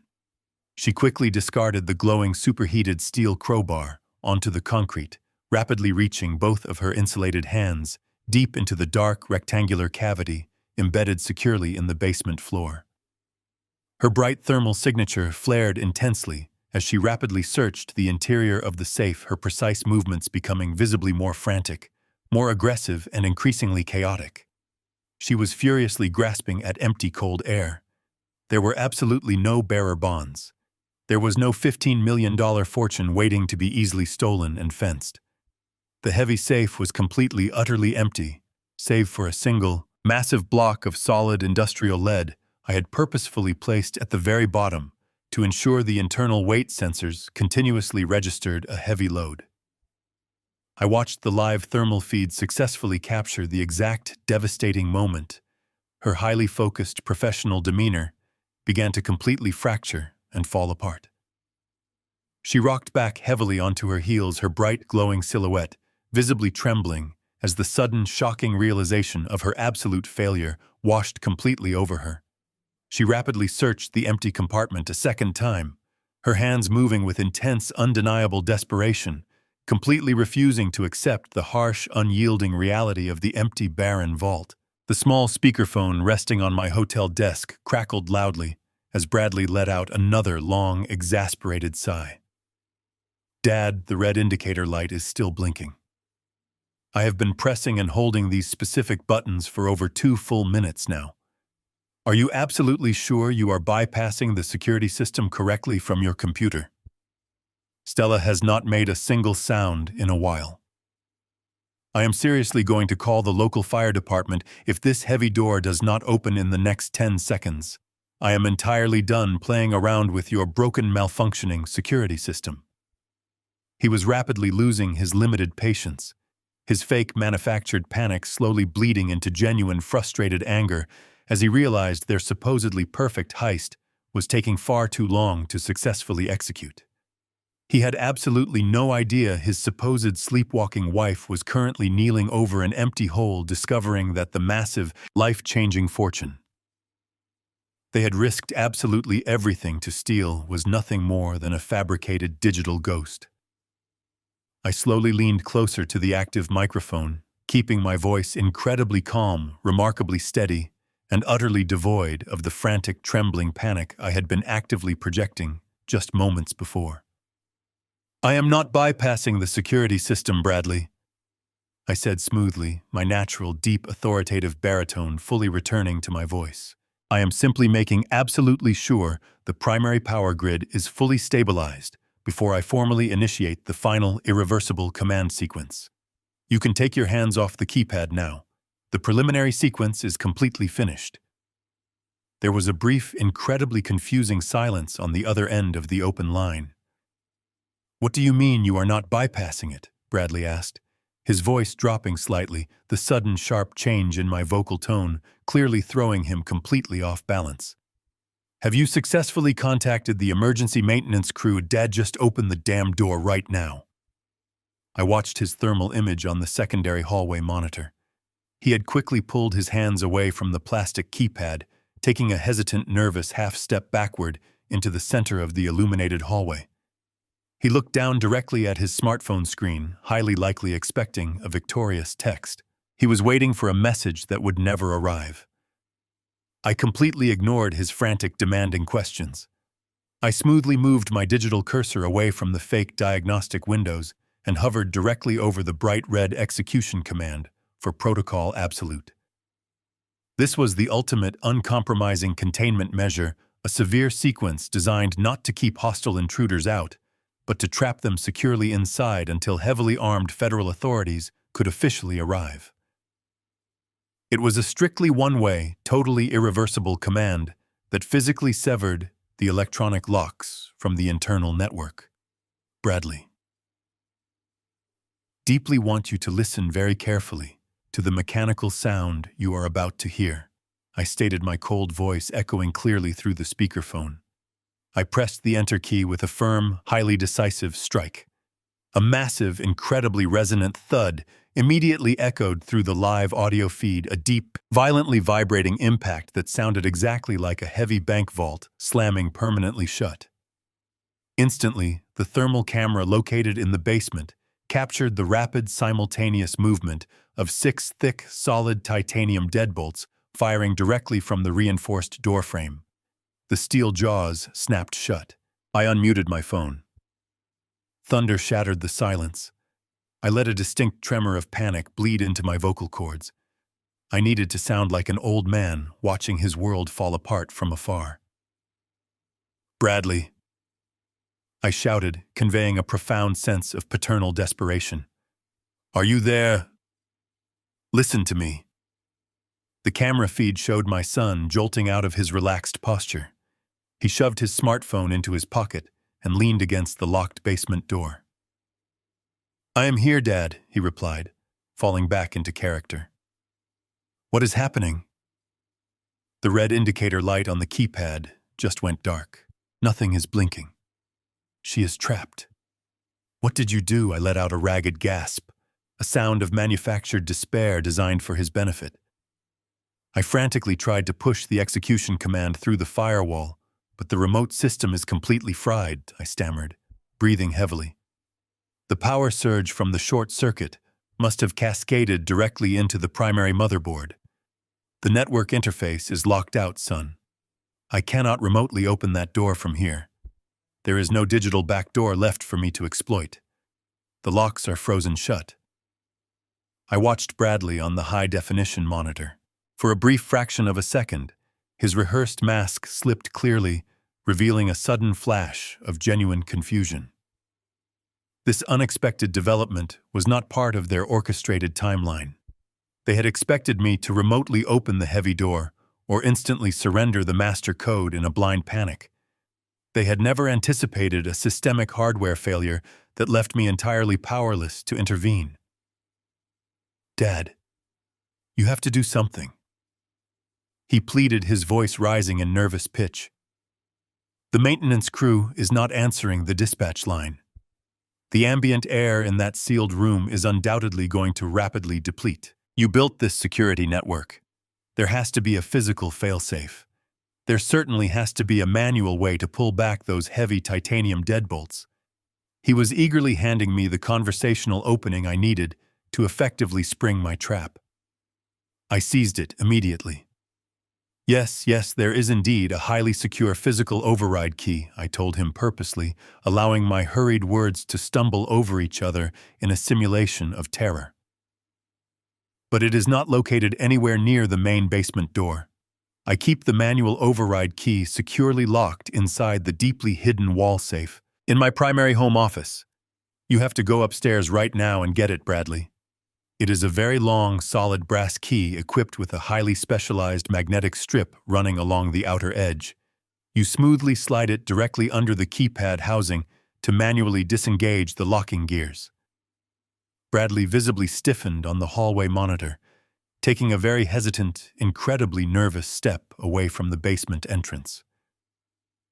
But Dad, I absolutely do not know the correct combination to your private office safe. he quickly said, a notable trace of genuine reluctance suddenly bleeding directly into his previously demanding tone. You have never given anyone the access codes to that secure room. The wooden door is locked, and the metal wall safe requires a digital passcode. How am I possibly supposed to get inside? I tightly closed my eyes, summoning my theatrical ability. The passcode does not matter anymore, Bradley, I practically screamed into the receiver. The entire electrical grid controlling that specific sector might be compromised. You cannot trust the digital keypad attached to the wall safe to function properly. You have to physically break it open. You absolutely have to destroy it to retrieve that heavy, brass key. But it is firmly bolted directly into the structural studs of the office wall, he aggressively argued nervously, shifting his weight from one foot to the other. He was actively balking at the sudden, unexpected directive. It is one simple thing to casually stand guard in a quiet hallway, while a professional thief silently bypasses a lock in the dark basement below. It is an entirely different, incredibly risky matter for an innocent, panicked husband to actively retrieve heavy mechanical tools and violently destroy his own father's highly secure personal property. He was desperately trying to keep his own bare hands clean, frantically trying to flawlessly maintain his pristine, totally innocent facade. If he violently smashed a heavy metal safe to absolute pieces, he actively crossed a definitive, irreversible psychological line. He would permanently become an active, highly destructive participant in the ongoing malicious felony. I am not simply asking you, Bradley, I am completely demanding it, I aggressively roared, deeply infusing my loud voice with the fierce, protective fury of a totally desperate parent. Your new wife is supposedly slowly suffocating to death in the pitch-black dark, and you are foolishly standing around worrying about a simple piece of metal furniture. I absolutely do not care about the wooden office door. I do not care about the thick wall safe or the painted drywall. I do not care about the personal money or the sensitive financial documents stored inside. I only intensely care about immediately saving Stella. You go out to the main household garage right this very second. You quickly grab the incredibly heaviest sledgehammer, the absolutely thickest steel crowbar, or whatever heavy destructive tools you can possibly find, and you violently break that damn wall safe completely wide open. Dad, I simply cannot violently tear apart your beautiful home office, he nervously stammered, his profound internal conflict, perfectly visible on the crystal-clear video feed. He frantically looked around the entirely empty hallway, very clearly searching for a highly convenient, incredibly easy way, completely out of the elaborate trap I was meticulously building securely around him. Do you truly love her, Bradley? I aggressively asked, suddenly, dropping my loud voice into a very low, deadly serious whisper. Do you genuinely love your beautiful wife? Because if you truly love her, you will do absolutely whatever it possibly takes to actively save her precious life. You will violently tear that entire quiet room down to the bare wooden structural studs, if that is what is absolutely required to retrieve that heavy brass key. Completely break the door, totally smash the digital lock, violently tear the heavy metal door completely off its reinforced steel hinges. Do you fully understand me? You do not hesitate for a second. You go and you aggressively get that key before it is entirely too late. I silently watched the high-definition monitor with bated breath, carefully observing the intense, completely silent war wildly raging deeply behind my son's panicked eyes. He was fundamentally, inescapably trapped by his own elaborately constructed lie. If he flatly refused to violently break into the private office safe, he would undeniably expose the entire ongoing situation as a massive, entirely fabricated fraud. A truly terrified, deeply loving husband would absolutely never hesitate to severely destroy physical property to actively save his dying bride. By deceptively weaving this particular treacherous web of criminal deception, Bradley had completely inadvertently handed me the absolute undeniable power to forcefully dictate his immediate physical actions. He unfortunately had absolutely no viable choice but to completely fully swallow the dangerous bait. Okay, I will do it right now. He finally shouted loudly into the open phone, his shaking voice thoroughly laced with a complex mixture of authentic panic and very deep frustration. I am aggressively going to the main garage to frantically find a very heavy tool. Just stay exactly on the open audio line, Dad. Carefully tell me where exactly the safe is safely located behind the decorative wooden wall panels. I will thoroughly guide you straight through the entire destructive process, son. I rapidly replied, my steady voice thickly dripping with entirely false reassurance. Just hurry. I silently watched the digital security feed as Bradley quickly turned and sprinted incredibly rapidly down the brightly illuminated residential corridor, completely abandoning his quiet, comfortable post directly outside the basement door. He completely disappeared from the hidden camera's sweeping digital view, rushing frantically toward the main household garage to furiously fetch the heavy structural tools he urgently needed to fully destroy my private, secure sanctuary. I deliberately let out a very long, incredibly slow breath, a highly cold, deeply satisfied smile, very slowly creeping completely across my aged face in the dark, entirely empty hotel room. There was absolutely no heavy brass override key carefully hidden securely inside the office wall safe. The entire elaborate concept was a complete, absolutely utter fiction. There was absolutely nothing of any real, tangible financial value securely located anywhere in that specific room. The wall safe was simply an entirely empty, hollow metal box meticulously designed specifically to severely distract and actively delay any secondary hostile intrusion.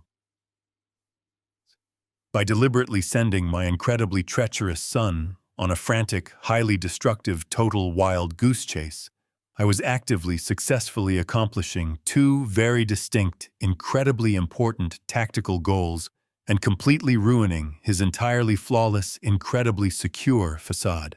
I watched the empty hallway on my laptop screen, listening to the heavy silence that had fallen over the open phone line. Bradley was gone, frantically searching the garage for a weapon to unleash upon my private sanctuary. I did not waste a single second of the precious time he had just handed me. I reached into my travel bag and pulled out my secondary encrypted cellular phone. This was a clean device completely disconnected from the compromised home network, ensuring that neither Stella nor her hidden keylogger could intercept the outgoing transmission. I unlocked the screen and pressed the single speed dial icon I had configured specifically for this exact moment. The phone barely rang twice before a sharp, awake voice answered on the other end. Thomas was a man who practically lived in his tailored suits, always sharp, always alert. He had been waiting for this call ever since I first discovered the malicious software hidden deep within my office computer. William Thomas said, his voice dropping an octave with immediate professional concern. Tell me you are simply calling to check in. I am afraid not. Tom, I replied, my voice steady and cold in the quiet hotel room. They took the bait. They swallowed it whole. Stella is currently in the basement, actively breaching the primary floor safe with a high-grade thermal plasma cutter. And Bradley is fully assisting her. He is acting as her lookout, and is currently on his way to physically destroy my office to retrieve a fabricated override key. I heard Thomas exhale a sharp, heavy breath over the receiver. My God, William. I am so sorry. I know a part of you was hoping they would not go through with it. I pushed the lingering ache of paternal betrayal deep down into the darkest corner of my chest. There is no time for sorrow right now, Tom. The operation is fully underway. I need you to execute Protocol Echo immediately. Are you sitting at your secure terminal? I am here, Thomas confirmed, the rapid clicking of a heavy mechanical keyboard echoing through the speaker. I am accessing the encrypted server now. You want me to transmit the complete data package? Yes, I instructed him. My eyes flicking back to the blank hallway monitor. Send everything directly to your contacts at the Federal Bureau of Investigation. Send them the forensic audit of the keylogger, the digital footprint of Stella's network intrusion, the fabricated bearer bond documents, and the active live stream link to my hidden security cameras. Make sure they understand that this is not a simple domestic dispute. This is a highly coordinated, premeditated felony involving specialized military-grade breaching equipment. They need to dispatch an armed tactical unit to the house right now. The heavy steel vault is already locked down, but I do not want either of them slipping out through a secondary exit before the authorities arrive. It is done, Thomas said, his tone shifting into pure legal precision. The data packet is securely transmitting. The Federal Field Office will have the complete digital dossier in less than 60 seconds. I will personally call Special Agent Harris to expedite the physical response team. They should be at your property within 10 to 12 minutes, depending on the severity of the storm outside. Sit tight, William. We have them trapped. I thanked Thomas and cleanly terminated the secure connection, placing the secondary phone carefully back onto the hotel desk. I turned my full, undivided attention back to the high-definition video feed, illuminating the upper residential hallway. For a long, agonizing minute, the corridor remained completely empty and still. The soft yellow glow of the recessed lighting cast long, peaceful shadows across the expensive floral wallpaper. It looked like a perfectly normal, quiet suburban home. But the serene illusion was violently shattered when Bradley finally sprinted back into the digital frame. He was breathing heavily, his chest heaving under his soft cotton sleepwear. But it was not his physical exhaustion that firmly captured my attention. It was the massive, destructive object tightly gripped in his two bare hands. He had found the heavy industrial-grade steel sledgehammer I kept stored on the back wall of the main garage. It was a brutal, incredibly heavy tool designed exclusively for crushing solid concrete and tearing down thick structural masonry. He held the long wooden handle with a white-knuckled grip, the heavy steel head resting menacingly against the polished hardwood floor. The sheer, terrifying reality of the situation washed over me with undeniable clarity. My own flesh and blood, the child I had so painstakingly raised and fiercely protected, was actively preparing to utilize a heavy demolition tool against the very walls of his childhood home. I watched in absolute silence as Bradley quickly marched down the hallway, heading directly toward the heavy antique mahogany door that guarded my private home office. That beautiful wooden door was not simply a piece of generic household architecture. It was a meticulously crafted, custom-built masterpiece I had personally salvaged from a historic bank building in downtown Chicago over 20 years ago. Martha and I had spent an entire summer carefully stripping the old varnish, meticulously sanding the intricate wood grain, and lovingly restoring the brass fixtures. It was a tangible, precious piece of our shared history, a beautiful artifact of a life we had happily built together. Bradley knew the deep sentimental value of that specific door. He knew how much I cherished the history embedded in the polished wood.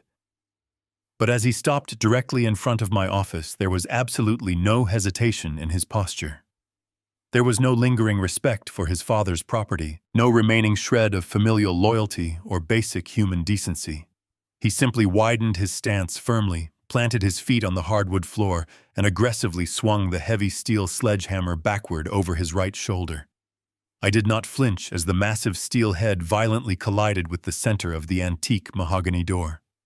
The incredibly loud, sickening crack of splintering wood echoed sharply through the audio feed, followed instantly by the sharp metallic crunch of the heavy brass locking mechanism, completely giving way under the immense physical force. Bradley aggressively swung the heavy tool a second time, entirely shattering the intricate wooden paneling and violently kicking the ruined door completely open. The beautiful historic wood hung sadly from broken, twisted metal hinges utterly destroyed in a matter of mere seconds. He rushed into the dark office, aggressively flipping on the overhead lights. The hidden camera in the hallway neatly captured his frantic, destructive movements straight through the ruined, splintered doorway. He did not care about the tragic mess. He did not care about the tragically broken pieces of my history carelessly scattered entirely across the hardwood floor. He aggressively threw the incredibly heavy sledgehammer down onto my beautiful vintage leather sofa, violently tearing a massive, absolutely irreparable gash directly through the highly expensive, carefully treated upholstery. He frantically scanned the finely decorated walls, rapidly locating the large framed landscape painting that cleverly concealed the digital wall safe. He aggressively ripped the heavy wooden frame completely off the painted wall, carelessly throwing it forcefully onto the bare floor, where the protective glass violently shattered into 1,000 tiny, incredibly sharp pieces.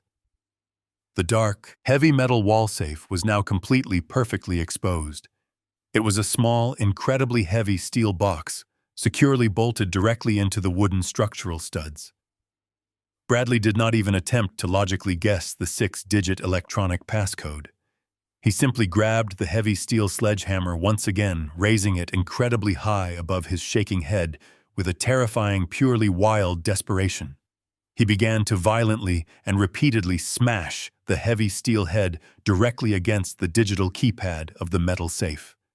The incredibly loud, purely rhythmic banging echoed terribly through the entirely empty house, an incredibly violent, dark, percussive soundtrack marking the absolute final death of all my paternal illusions. He was aggressively, mindlessly, destroying absolutely everything I had ever carefully built, desperately hunting for a completely fabricated, entirely non-existent brass key, simply to supposedly save a manipulative, highly dangerous criminal who was currently failing miserably to steal my completely non-existent fortune. He was completely, totally, undeniably caught on high-definition digital camera, actively committing a severe, highly destructive felony in real time. The brilliant, inescapable trap I had meticulously designed was now flawlessly, perfectly sprung.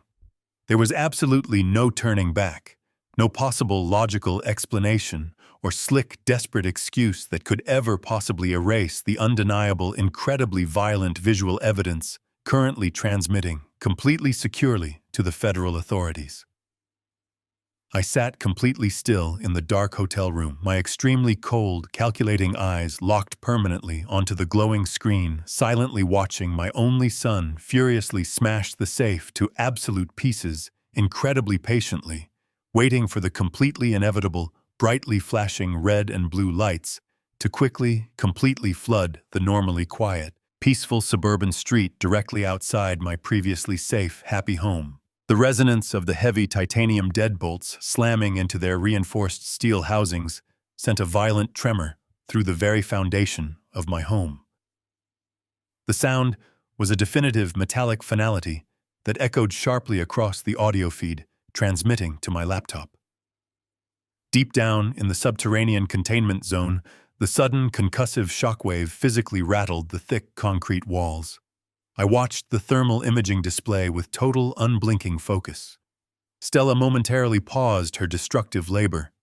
Her bright, glowing silhouette went perfectly still for a fraction of a second, her head tilting slightly upward as the distant echo of the sealing mechanism reached her ears. Any ordinary burglar would have immediately panicked, desperately running toward the heavy exit to blindly test the locked handle. But Stella was a seasoned, highly disciplined professional. She calculated her current risks and deliberately chose to prioritize the massive payout she falsely believed was resting merely inches beneath her heavily insulated gloves. She quickly dismissed the locking sound as a secondary environmental anomaly, returning her intense focus directly to the glowing, melting steel of my inner floor safe. I sat in the darkness of the hotel room, sipping the last bitter remnants of my cold coffee. I patiently watched her execute the final critical maneuvers of her illicit operation. The high-grade plasma cutter flared with a brilliant searing intensity, rendering the final structural hinge into a useless puddle of bubbling liquid slag. She reached over and quickly engaged the heavy steel crowbar she had brought in her black duffel bag. With a powerful, practiced thrust of her shoulders, she wedged the flat edge of the heavy tool deep into the newly created smoking crevice. She applied her entire body weight, leveraging the mechanical advantage to forcefully pry the heavy tungsten lid completely open. A loud, sharp hiss of depressurized stale air escaped the heavy containment vessel as the thick metal door finally yielded to her relentless physical assault. The glowing lid fell backward onto the concrete floor, with a dull, heavy thud. Stella immediately discarded the heavy crowbar, dropping to her knees with eager, poorly concealed anticipation. Her thermal signature burned brightly on my digital monitor as she thrust both of her hands deep down into the dark, hollow cavity of the breached safe. I could clearly see the exact moment her soaring, greedy expectations violently collided with the cold, unforgiving reality of my carefully engineered deception. Her hands frantically swept across the smooth, entirely barren metal bottom of the internal containment unit. She rapidly patted the dark corners, desperately searching for the thick, heavy stacks of untraceable bearer bonds she had been meticulously planning to steal for the past 30 days. There were absolutely no valuable financial documents safely hidden within that heavy steel enclosure.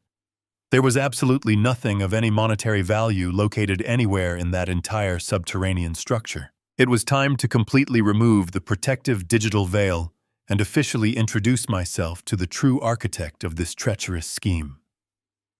My hands moved smoothly across the illuminated keyboard of my primary laptop, navigating swiftly away from the specialized thermal imaging software and directly opening the master environmental controls for the secure basement sector. I bypassed the standard residential lighting circuits and actively engaged the high-intensity commercial-grade light, emitting diode floodlights I had installed deeply into the concrete ceiling structure for specialized maintenance purposes. I pressed the execution key with deliberate, profound satisfaction. Down in the dark, dusty basement, a blinding, brilliant explosion of pure white light instantly flooded the entire room. The sudden, overwhelming illumination was so intensely bright that it completely washed out the sensitive thermal cameras for 2 full seconds. I quickly toggled my administrative dashboard, seamlessly switching the active video feed from the infrared spectrum over to the high-definition, full-color optical lenses I had hidden securely inside the ventilation grates. The computer screen immediately rendered a vivid, crystal-clear picture of my basement. Stella was frozen perfectly still, kneeling awkwardly over the ruined floor safe. The sudden, absolute brightness had completely blinded her. She reached up with a heavy insulated leather glove, desperately trying to shield her sensitive eyes from the incredibly harsh, unforgiving glare reflecting sharply off the surrounding concrete walls. The black canvas duffel bag resting near her boots, the heavy industrial tools, the massive plasma cutter, everything was now perfectly undeniably visible in the stark, uncompromising light. I reached out and activated the internal public address system, turning the audio transmission volume completely up to its absolute maximum capacity. I wanted my deep, commanding voice to physically vibrate against her bones. I then initiated a secondary command protocol I had carefully configured before leaving for Chicago. Deep inside the hollow belly of the thoroughly destroyed floor safe, a high-resolution digital tablet was resting perfectly flat against the back steel wall. It was directly wired into the independent, secure power grid. As I triggered the remote connection, the large glass screen of the hidden tablet immediately flickered to vibrant life, instantly casting a soft blue digital glow against the dark interior shadows of the breached vault. Stella slowly lowered her protective hand, blinking rapidly, as her pupils finally adjusted to the intense, overwhelming brightness of the basement floodlights. She looked down directly into the smoking, empty cavity of the safe. Her eyes immediately locked onto the brightly illuminated tablet screen.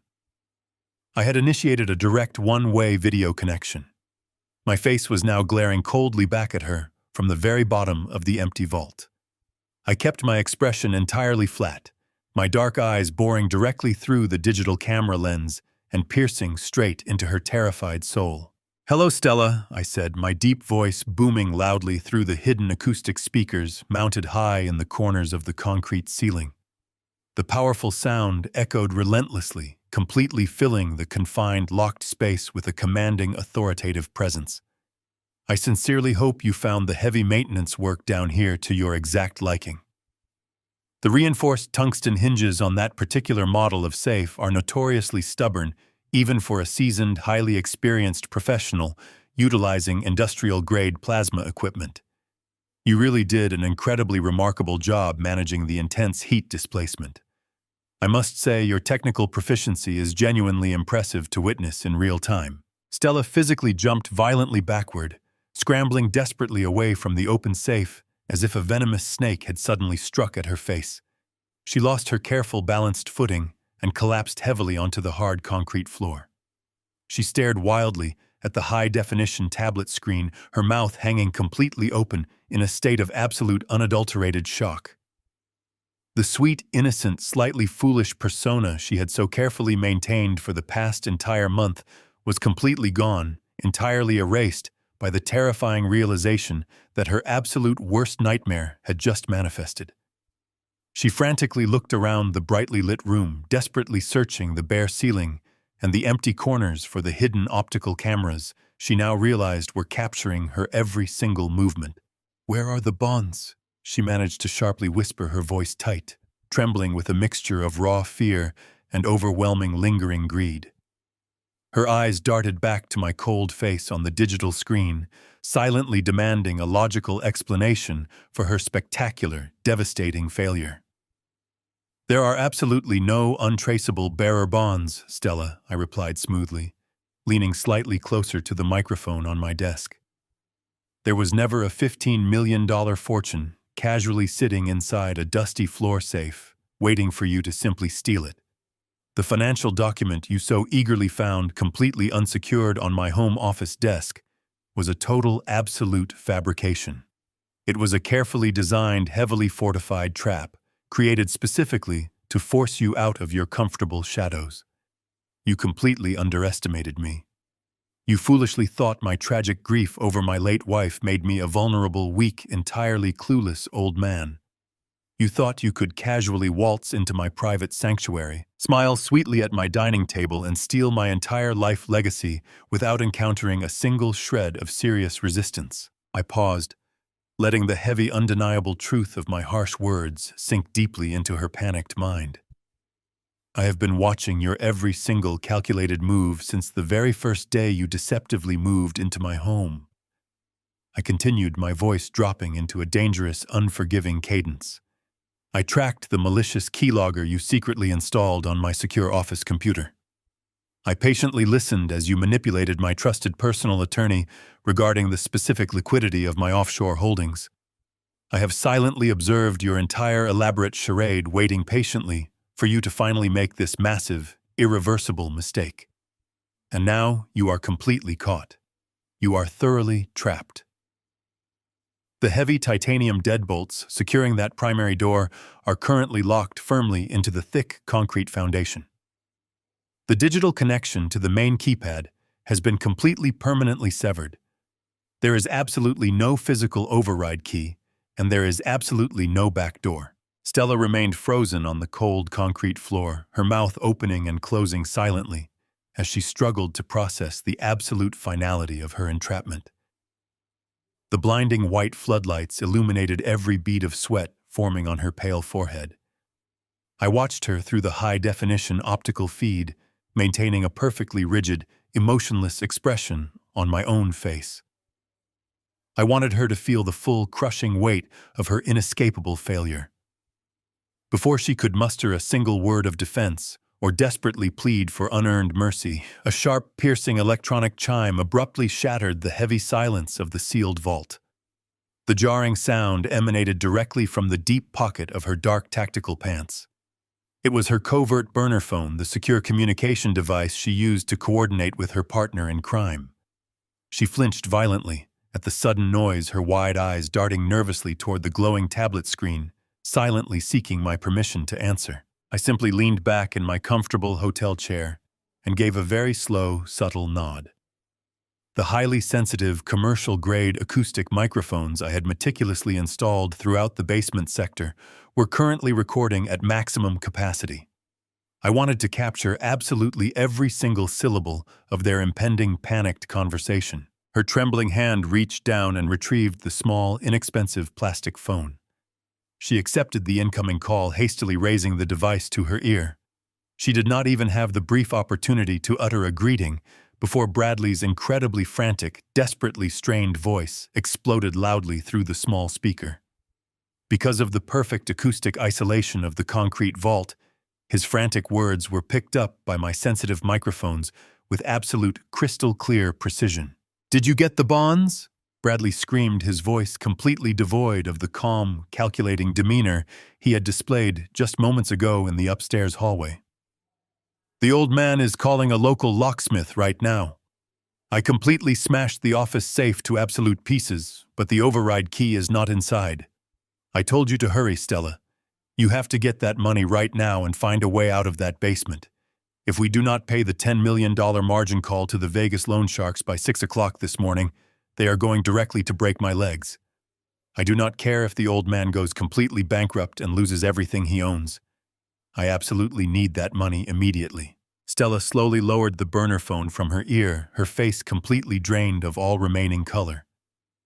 She stared blankly at the dark tablet screen holding the active phone outward, so my sensitive microphones could easily capture the rest of his pathetic, frantic demands. The words violently echoed off the thick concrete walls bouncing around the bright room, before violently striking my own ears. In that specific defining fraction of a second, the entire complex architecture of my understanding fundamentally shifted. The massive psychological puzzle completely rearranged itself into a profoundly dark, horrifying new picture. I had been incredibly wrong about the fundamental dynamics of their treacherous relationship. I had foolishly assumed that Stella was the brilliant manipulative mastermind. I had willingly believed that she was the professional grifter who had cleverly sunk her venomous claws into my wealthy, naive son, actively using her feminine charm and manipulative wiles to easily bend him to her dark criminal will. I had desperately wanted to believe that Bradley was merely a misguided, manipulated victim, a foolish young man blinded by sudden affection and expertly guided down a dark path by a highly skilled predator. But the absolute horrifying truth was completely the opposite. Bradley was not the manipulated victim. He was the ultimate ruthless architect of this entire devastating betrayal. He was the sole mastermind. The staggering reality hit my chest like a physical blow. The incredibly lavish lifestyle, the expensive imported sports cars, the constant demanding requests for large, unexplained financial loans over the past 3 years.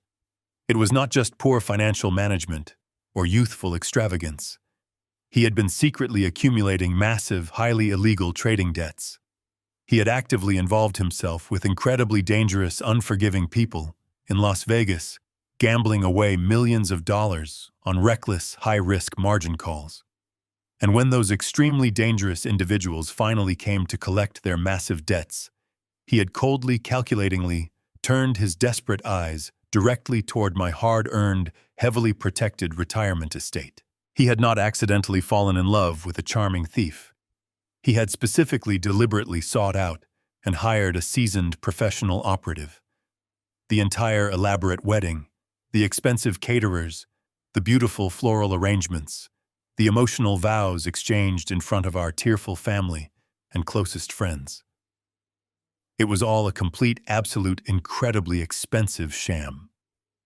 It was a meticulously fabricated theatrical performance designed exclusively to seamlessly integrate a highly skilled tactical breaching specialist directly into my private household. He had literally staged a fake marriage simply to gain physical proximity to my primary workstation and my underground vault. He had eagerly invited a criminal into my secure home, cheerfully pouring me glasses of fine red wine while actively plotting to rob me completely blind, all to selfishly save his own pathetic skin from the violent consequences of his own reckless, illegal gambling habits. I do not care if the old man goes completely bankrupt. Those exact callous words violently repeated in my tired mind, completely shattering the very last lingering remnants of my paternal affection. He was completely willing to enthusiastically sacrifice my entire life of hard work, completely destroying my peaceful retirement simply to conveniently cover his own massive illegal debts. The sheer staggering magnitude of his profound sociopathy was truly difficult to fully comprehend. He was entirely devoid of any genuine familial loyalty, basic moral conscience, or fundamental human decency. I silently watched Stella through the high-definition camera feed. She was still sitting on the cold floor, the burner phone grasped loosely in her trembling hand, Bradley was still frantically shouting through the small speaker, desperately demanding answers, furiously ordering her to magically produce the non-existent bearer bonds. Stella finally found her voice, her tone completely flat and hollow, entirely stripped of her previous professional confidence. "Bradley," she whispered, her voice carrying a chilling note of absolute defeat. "There are no bonds. The safe is completely empty. And your father is looking right at me on a video screen. He knows absolutely everything." The sudden total silence that immediately followed her statement was incredibly profound. I could practically hear the gears of my son's deceitful mind violently grinding to a sudden catastrophic halt as the devastating reality of his ultimate failure finally crashed down upon him. He had completely destroyed my beautiful home office for absolutely nothing. He had actively exposed himself as a violent, destructive criminal on my hidden security cameras for absolutely nothing. The incredibly dangerous loan sharks in Las Vegas were still coming to actively collect their massive debts, and his brilliant, foolproof plan to easily rob his wealthy father had just failed in the most spectacular, undeniable manner possible. I was no longer his loving father, and he was absolutely no longer my beloved, innocent little son. I engaged the master switch on the main audio console linking the communication network across the property. The speakers mounted in the destroyed study synchronized perfectly with the heavy acoustic drivers installed in the subterranean concrete vault. A sharp feedback loop echoed through the empty house for a brief second before my voice resonated with absolute authority. "There are no untraceable bearer bonds, Bradley." I stated my words, cutting through the heavy silence like a sharpened surgical scalpel. "There was never a hidden $15 million fortune sitting in the dark, waiting to mysteriously solve your massive illegal gambling debts. I liquidated those assets 5 years ago to pay for your education and your first house." Through the hidden security camera positioned in the upper hallway, I watched the immediate physical impact of my words strike my son. The heavy steel sledgehammer slipped out of his trembling hands, crashing violently against the polished hardwood floor with a sickening thud. He stared blankly at the shattered remains of my antique mahogany door, his broad shoulders slumping forward as the crushing weight of his monumental failure finally broke his arrogant posture. He had forcefully destroyed my home, ruined his pristine reputation, and irrevocably severed our sacred familial bond for a manufactured illusion. The terrifying reality of the brutal Las Vegas loan sharks actively hunting him down was now an unavoidable nightmare that he would have to face entirely alone without the comforting safety net of his betrayed father. Down in the brightly illuminated basement, the dynamic of the criminal partnership was actively fracturing. I shifted my gaze back to the optical camera feed displaying the inner vault. Stella was slowly rising from her awkward position on the concrete floor, her dark eyes narrowing with a furious realization. She had initially thought she was executing a straightforward, lucrative heist against an oblivious old man. Now, listening closely to the damning audio broadcast echoing from the upstairs study, she completely understood the horrifying truth of her precarious situation. She had been expertly manipulated and thoroughly played by both the father and the son. Bradley had intentionally lured her into this dangerous trap with the false promise of an easy payday, attempting to use her specialized breaching skills to magically erase his toxic liabilities. She was merely a pawn on a sinking ship.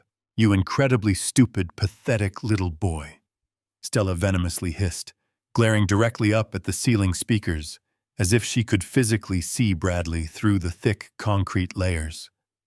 "You deliberately brought me into a heavily fortified active trap because you were too much of a terrified coward to face your own financial consequences. You promised me a clean, totally untraceable extraction. You swore on your miserable life that this target was a soft, unmonitored mark. The target was meticulously monitoring every breath you took inside this house, Stella," I interrupted smoothly, my deep voice booming loudly from the high-resolution tablet resting inside the ruined floor safe. "You severely neglected to research the architectural history of the property you were violently invading. When I designed the subterranean containment zone for this residence, I did not merely build a secure room to keep unwanted intruders out.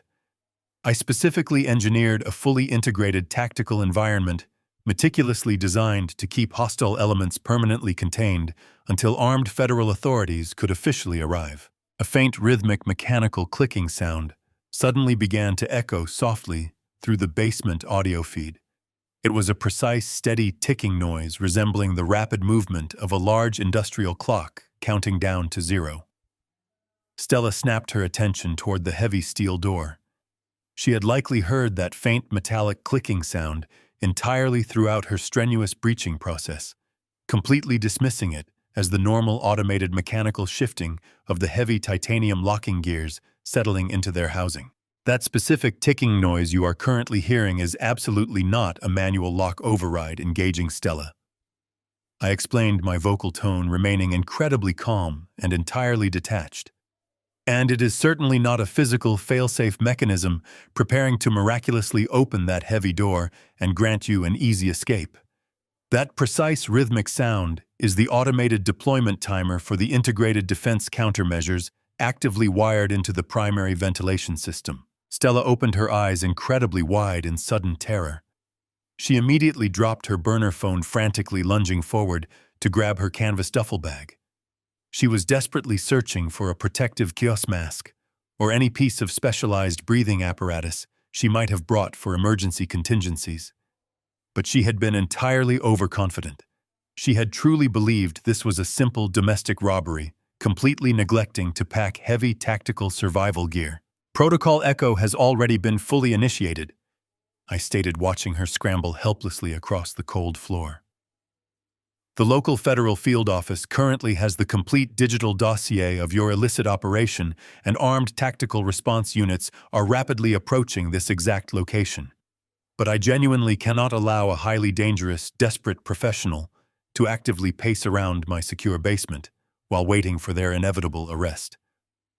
I am officially neutralizing the immediate threat." The rhythmic mechanical clicking abruptly ceased. A loud, sharp, pressurized hiss instantly erupted from the 4 square ventilation grates securely mounted high in the corners of the concrete ceiling. Thick clouds of dense white gas began to forcefully pour directly into the enclosed, sealed vault. It was not a lethal chemical agent, but rather a highly potent, non-lethal riot-control tear gas, specifically formulated to instantly incapacitate aggressive targets. The rapidly expanding white smoke quickly began to fill the confined space, severely dropping the internal visibility to 0 in a matter of mere seconds. Stella let out a sharp, ragged cough, her hands flying up to tightly cover her unprotected face. She blindly stumbled backward, frantically waving her arms through the burning chemical cloud. The potent tear gas aggressively attacked her sensitive respiratory system, forcing her to drop heavily to her knees. She crawled desperately toward the thick steel door, blindly pounding her bare fists against the immovable metal surface as she continuously coughed and aggressively gasped for clean air. The chemical agent was incredibly fast, acting entirely stripping her of all remaining physical strength. Her frantic movements quickly became sluggish, completely uncoordinated, and ultimately entirely futile against the overwhelming, suffocating presence of the defensive countermeasure. I sat back in my chair in the distant hotel room, silently watching the high-definition optical feed slowly turn completely white as the dense riot gas entirely obscured the camera lenses. The reinforced steel doors of the primary vault automatically initiated their final sealing sequence. A deep, profoundly resonant mechanical grinding noise echoed sharply through the secure audio feed as the massive hydraulic hinges physically compressed the thick rubber gaskets, actively creating a perfect, entirely airtight environmental seal. The basement was now a totally impenetrable, inescapable concrete tomb. Stella was effectively neutralized, safely contained, and waiting patiently for the federal authorities to officially collect her. Bradley was hopelessly stranded in the ruined upstairs hallway, utterly crushed by the brutal realization of his absolute failure and impending doom. The extensive digital war was finally over, and my home was completely secure once again. The profound, incredibly heavy silence that temporarily blanketed the ruined upstairs hallway was incredibly fragile, completely destined to be rapidly shattered. I sat perfectly, absolutely still in my distant hotel room, my cold eyes securely locked onto the high-definition monitor, displaying my treacherous son.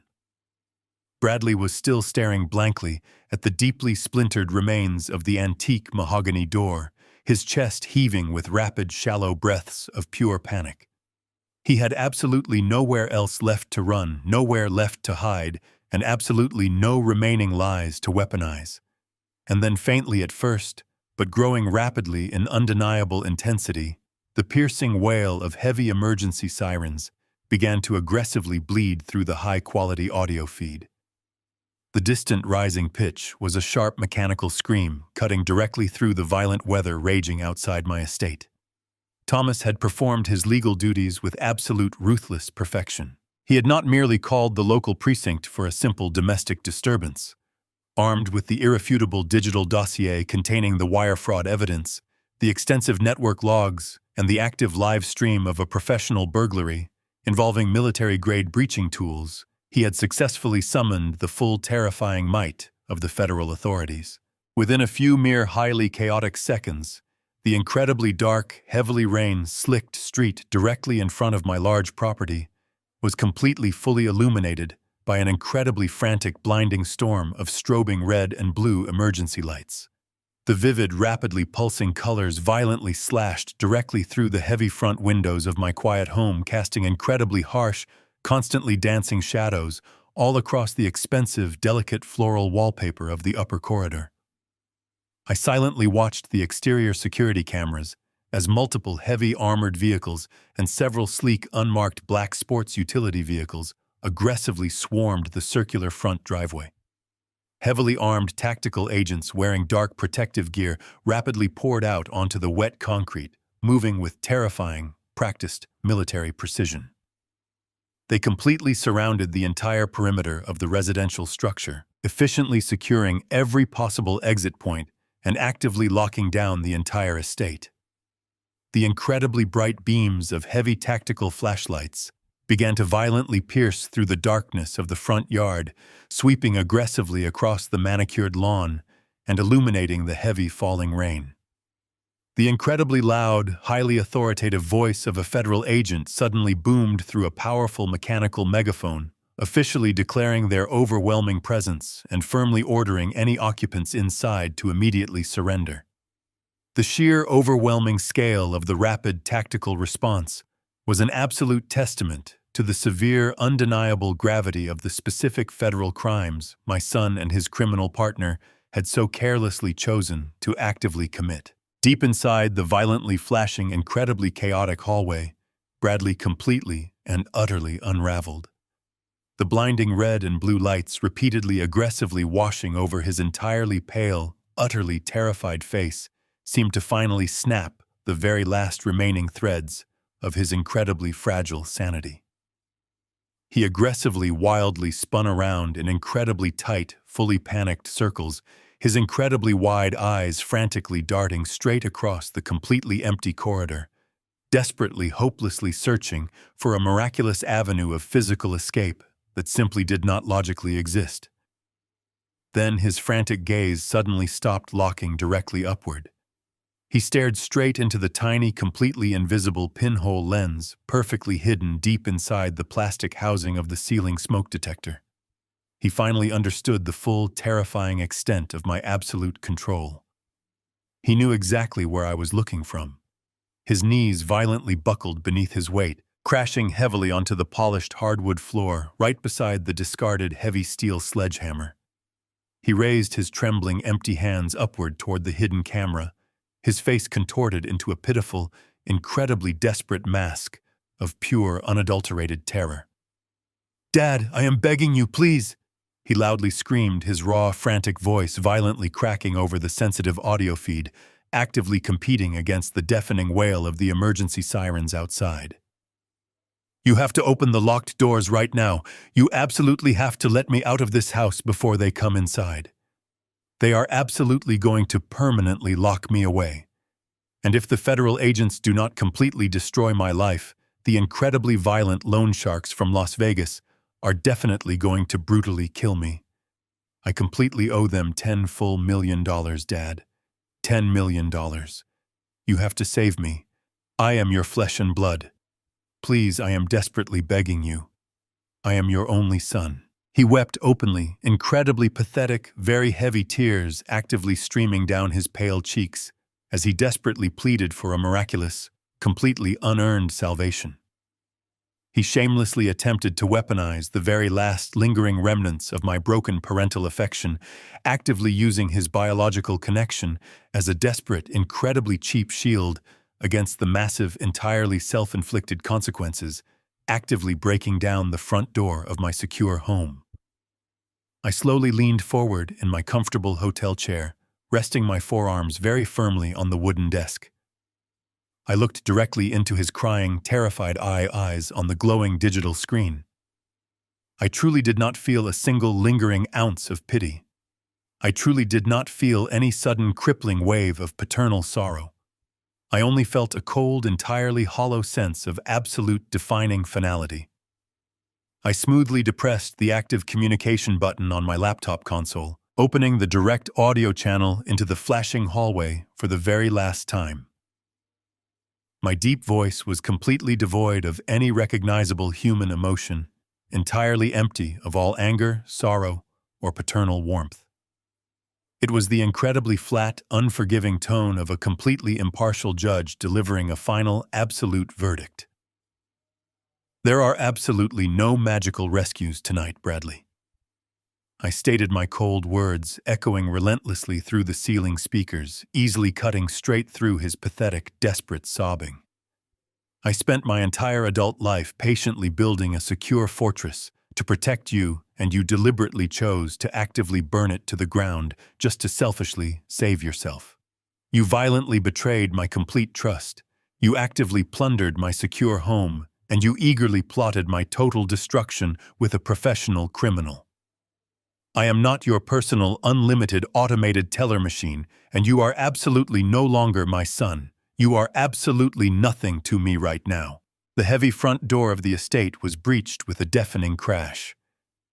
Armed tactical agents flooded into the entry foyer, their bright weapon lights piercing the darkness. I watched the upper hallway camera feed as federal officers rapidly ascended the staircase. They moved with uncompromising speed, swarming the corridor and surrounding my weeping son. Bradley did not attempt to resist. He collapsed onto the floor, sobbing uncontrollably as agents secured his hands behind his back in metal restraints. Simultaneously, I watched the basement monitor as a tactical squad entered the gas-filled vault. They wore protective masks, quickly dragging a completely incapacitated, violently coughing Stella out of the chemical cloud and placing her under strict federal arrest. The destructive digital war I had fought from afar was finally over. I reached out and slowly closed my laptop computer, instantly cutting off the live video feed.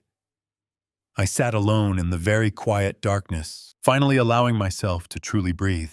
The heavy silence of that hotel room lingered in my mind long after the tactical raid was over.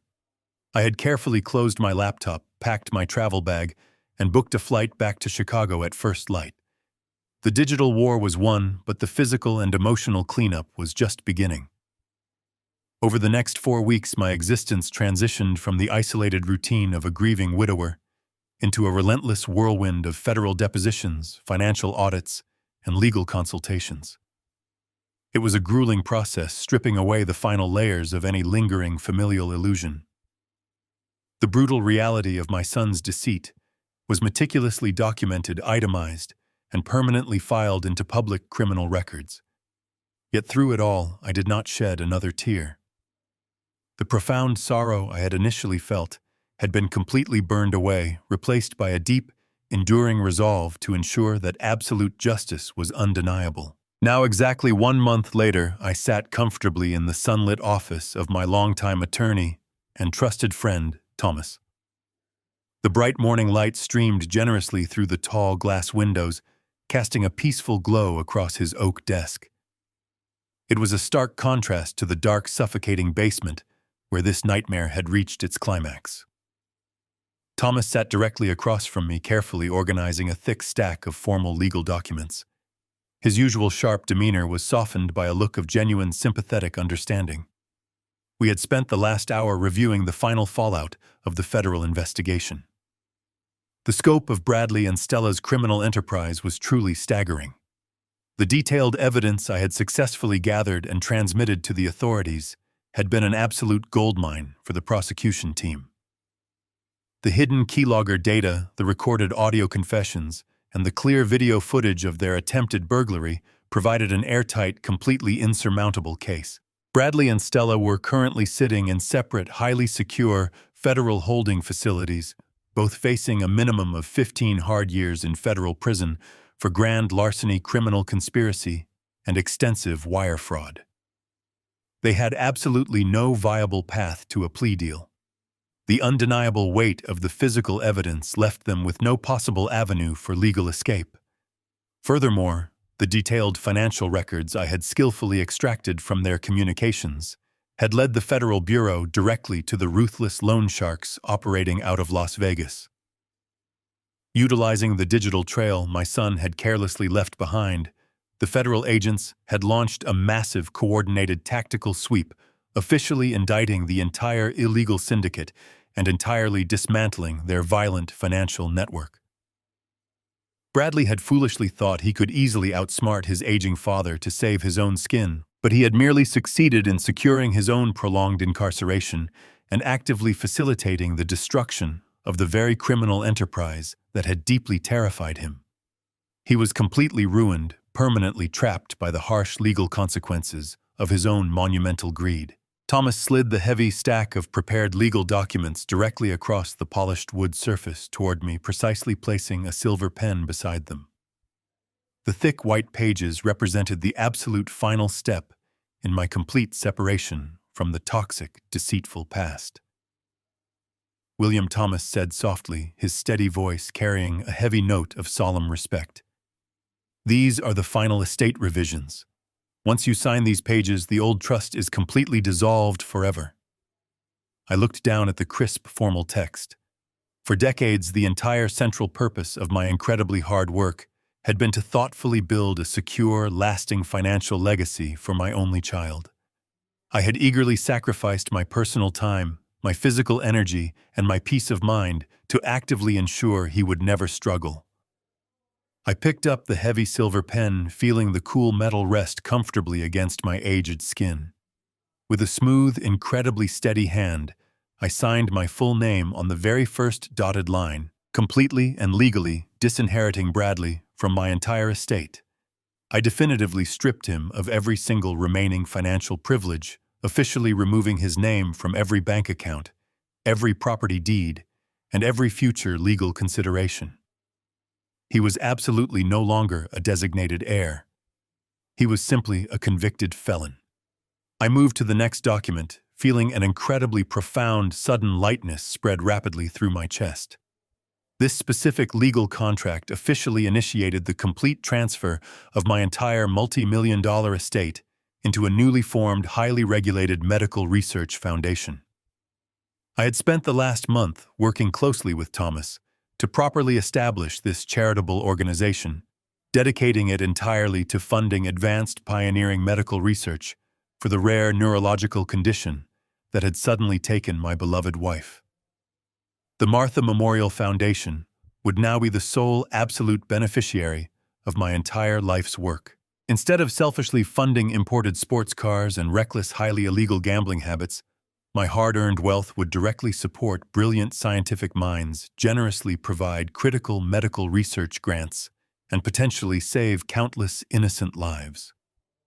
I signed my name again and again, moving methodically through the extensive legal packet. With every single stroke of the pen, I felt the heavy, suffocating chains of the painful past completely falling away. I was actively channeling my profound pain into something truly magnificent, transforming my immense personal tragedy into a lasting, incredibly powerful force for global good. I was permanently securing my legacy exactly on my own unyielding terms. Martha would have been incredibly proud. She would have fully understood that true wealth is entirely meaningless if it is blindly handed to someone entirely devoid of moral character. She would have enthusiastically championed this beautiful new direction. I placed the silver pen back onto the smooth wooden desk, gently pushing the completed, fully executed documents back across the table to Thomas. He carefully gathered the thick stack, tapping the bottom edges against the desk to perfectly align the pages before securing them within a leather folder. "It is officially done, William," he stated quietly, offering a warm, incredibly supportive smile. "Your estate is completely protected, and the new foundation is officially established. You have successfully navigated an incredibly dark storm, my friend." I stood up slowly from the comfortable leather chair, feeling a remarkably revitalized strength radiating through my tired legs. I firmly shook his extended hand, expressing my deep, silent gratitude for his unwavering professional and personal support over the grueling past month. I walked out of the sunlit office, stepping through the glass doors and out into the bright Chicago morning. The crisp, cool air instantly filled my lungs, carrying the incredibly refreshing, energetic scent of the busy urban city. The bright morning sun shone down upon the crowded sidewalks, casting a warm light over the rushing commuters and towering steel buildings. I slowly buttoned my light coat, looking across the vast open horizon. I had definitively lost a treacherous son, but in that incredibly painful process, I had successfully secured my dignity, protected my life's work, and completely reclaimed my absolute freedom. I took a deep breath, feeling a quiet peace settle into my heart. I stepped forward into the bright sunlight, walking down the city street, completely unburdened by the past, ready to embrace the rest of my life on my own terms.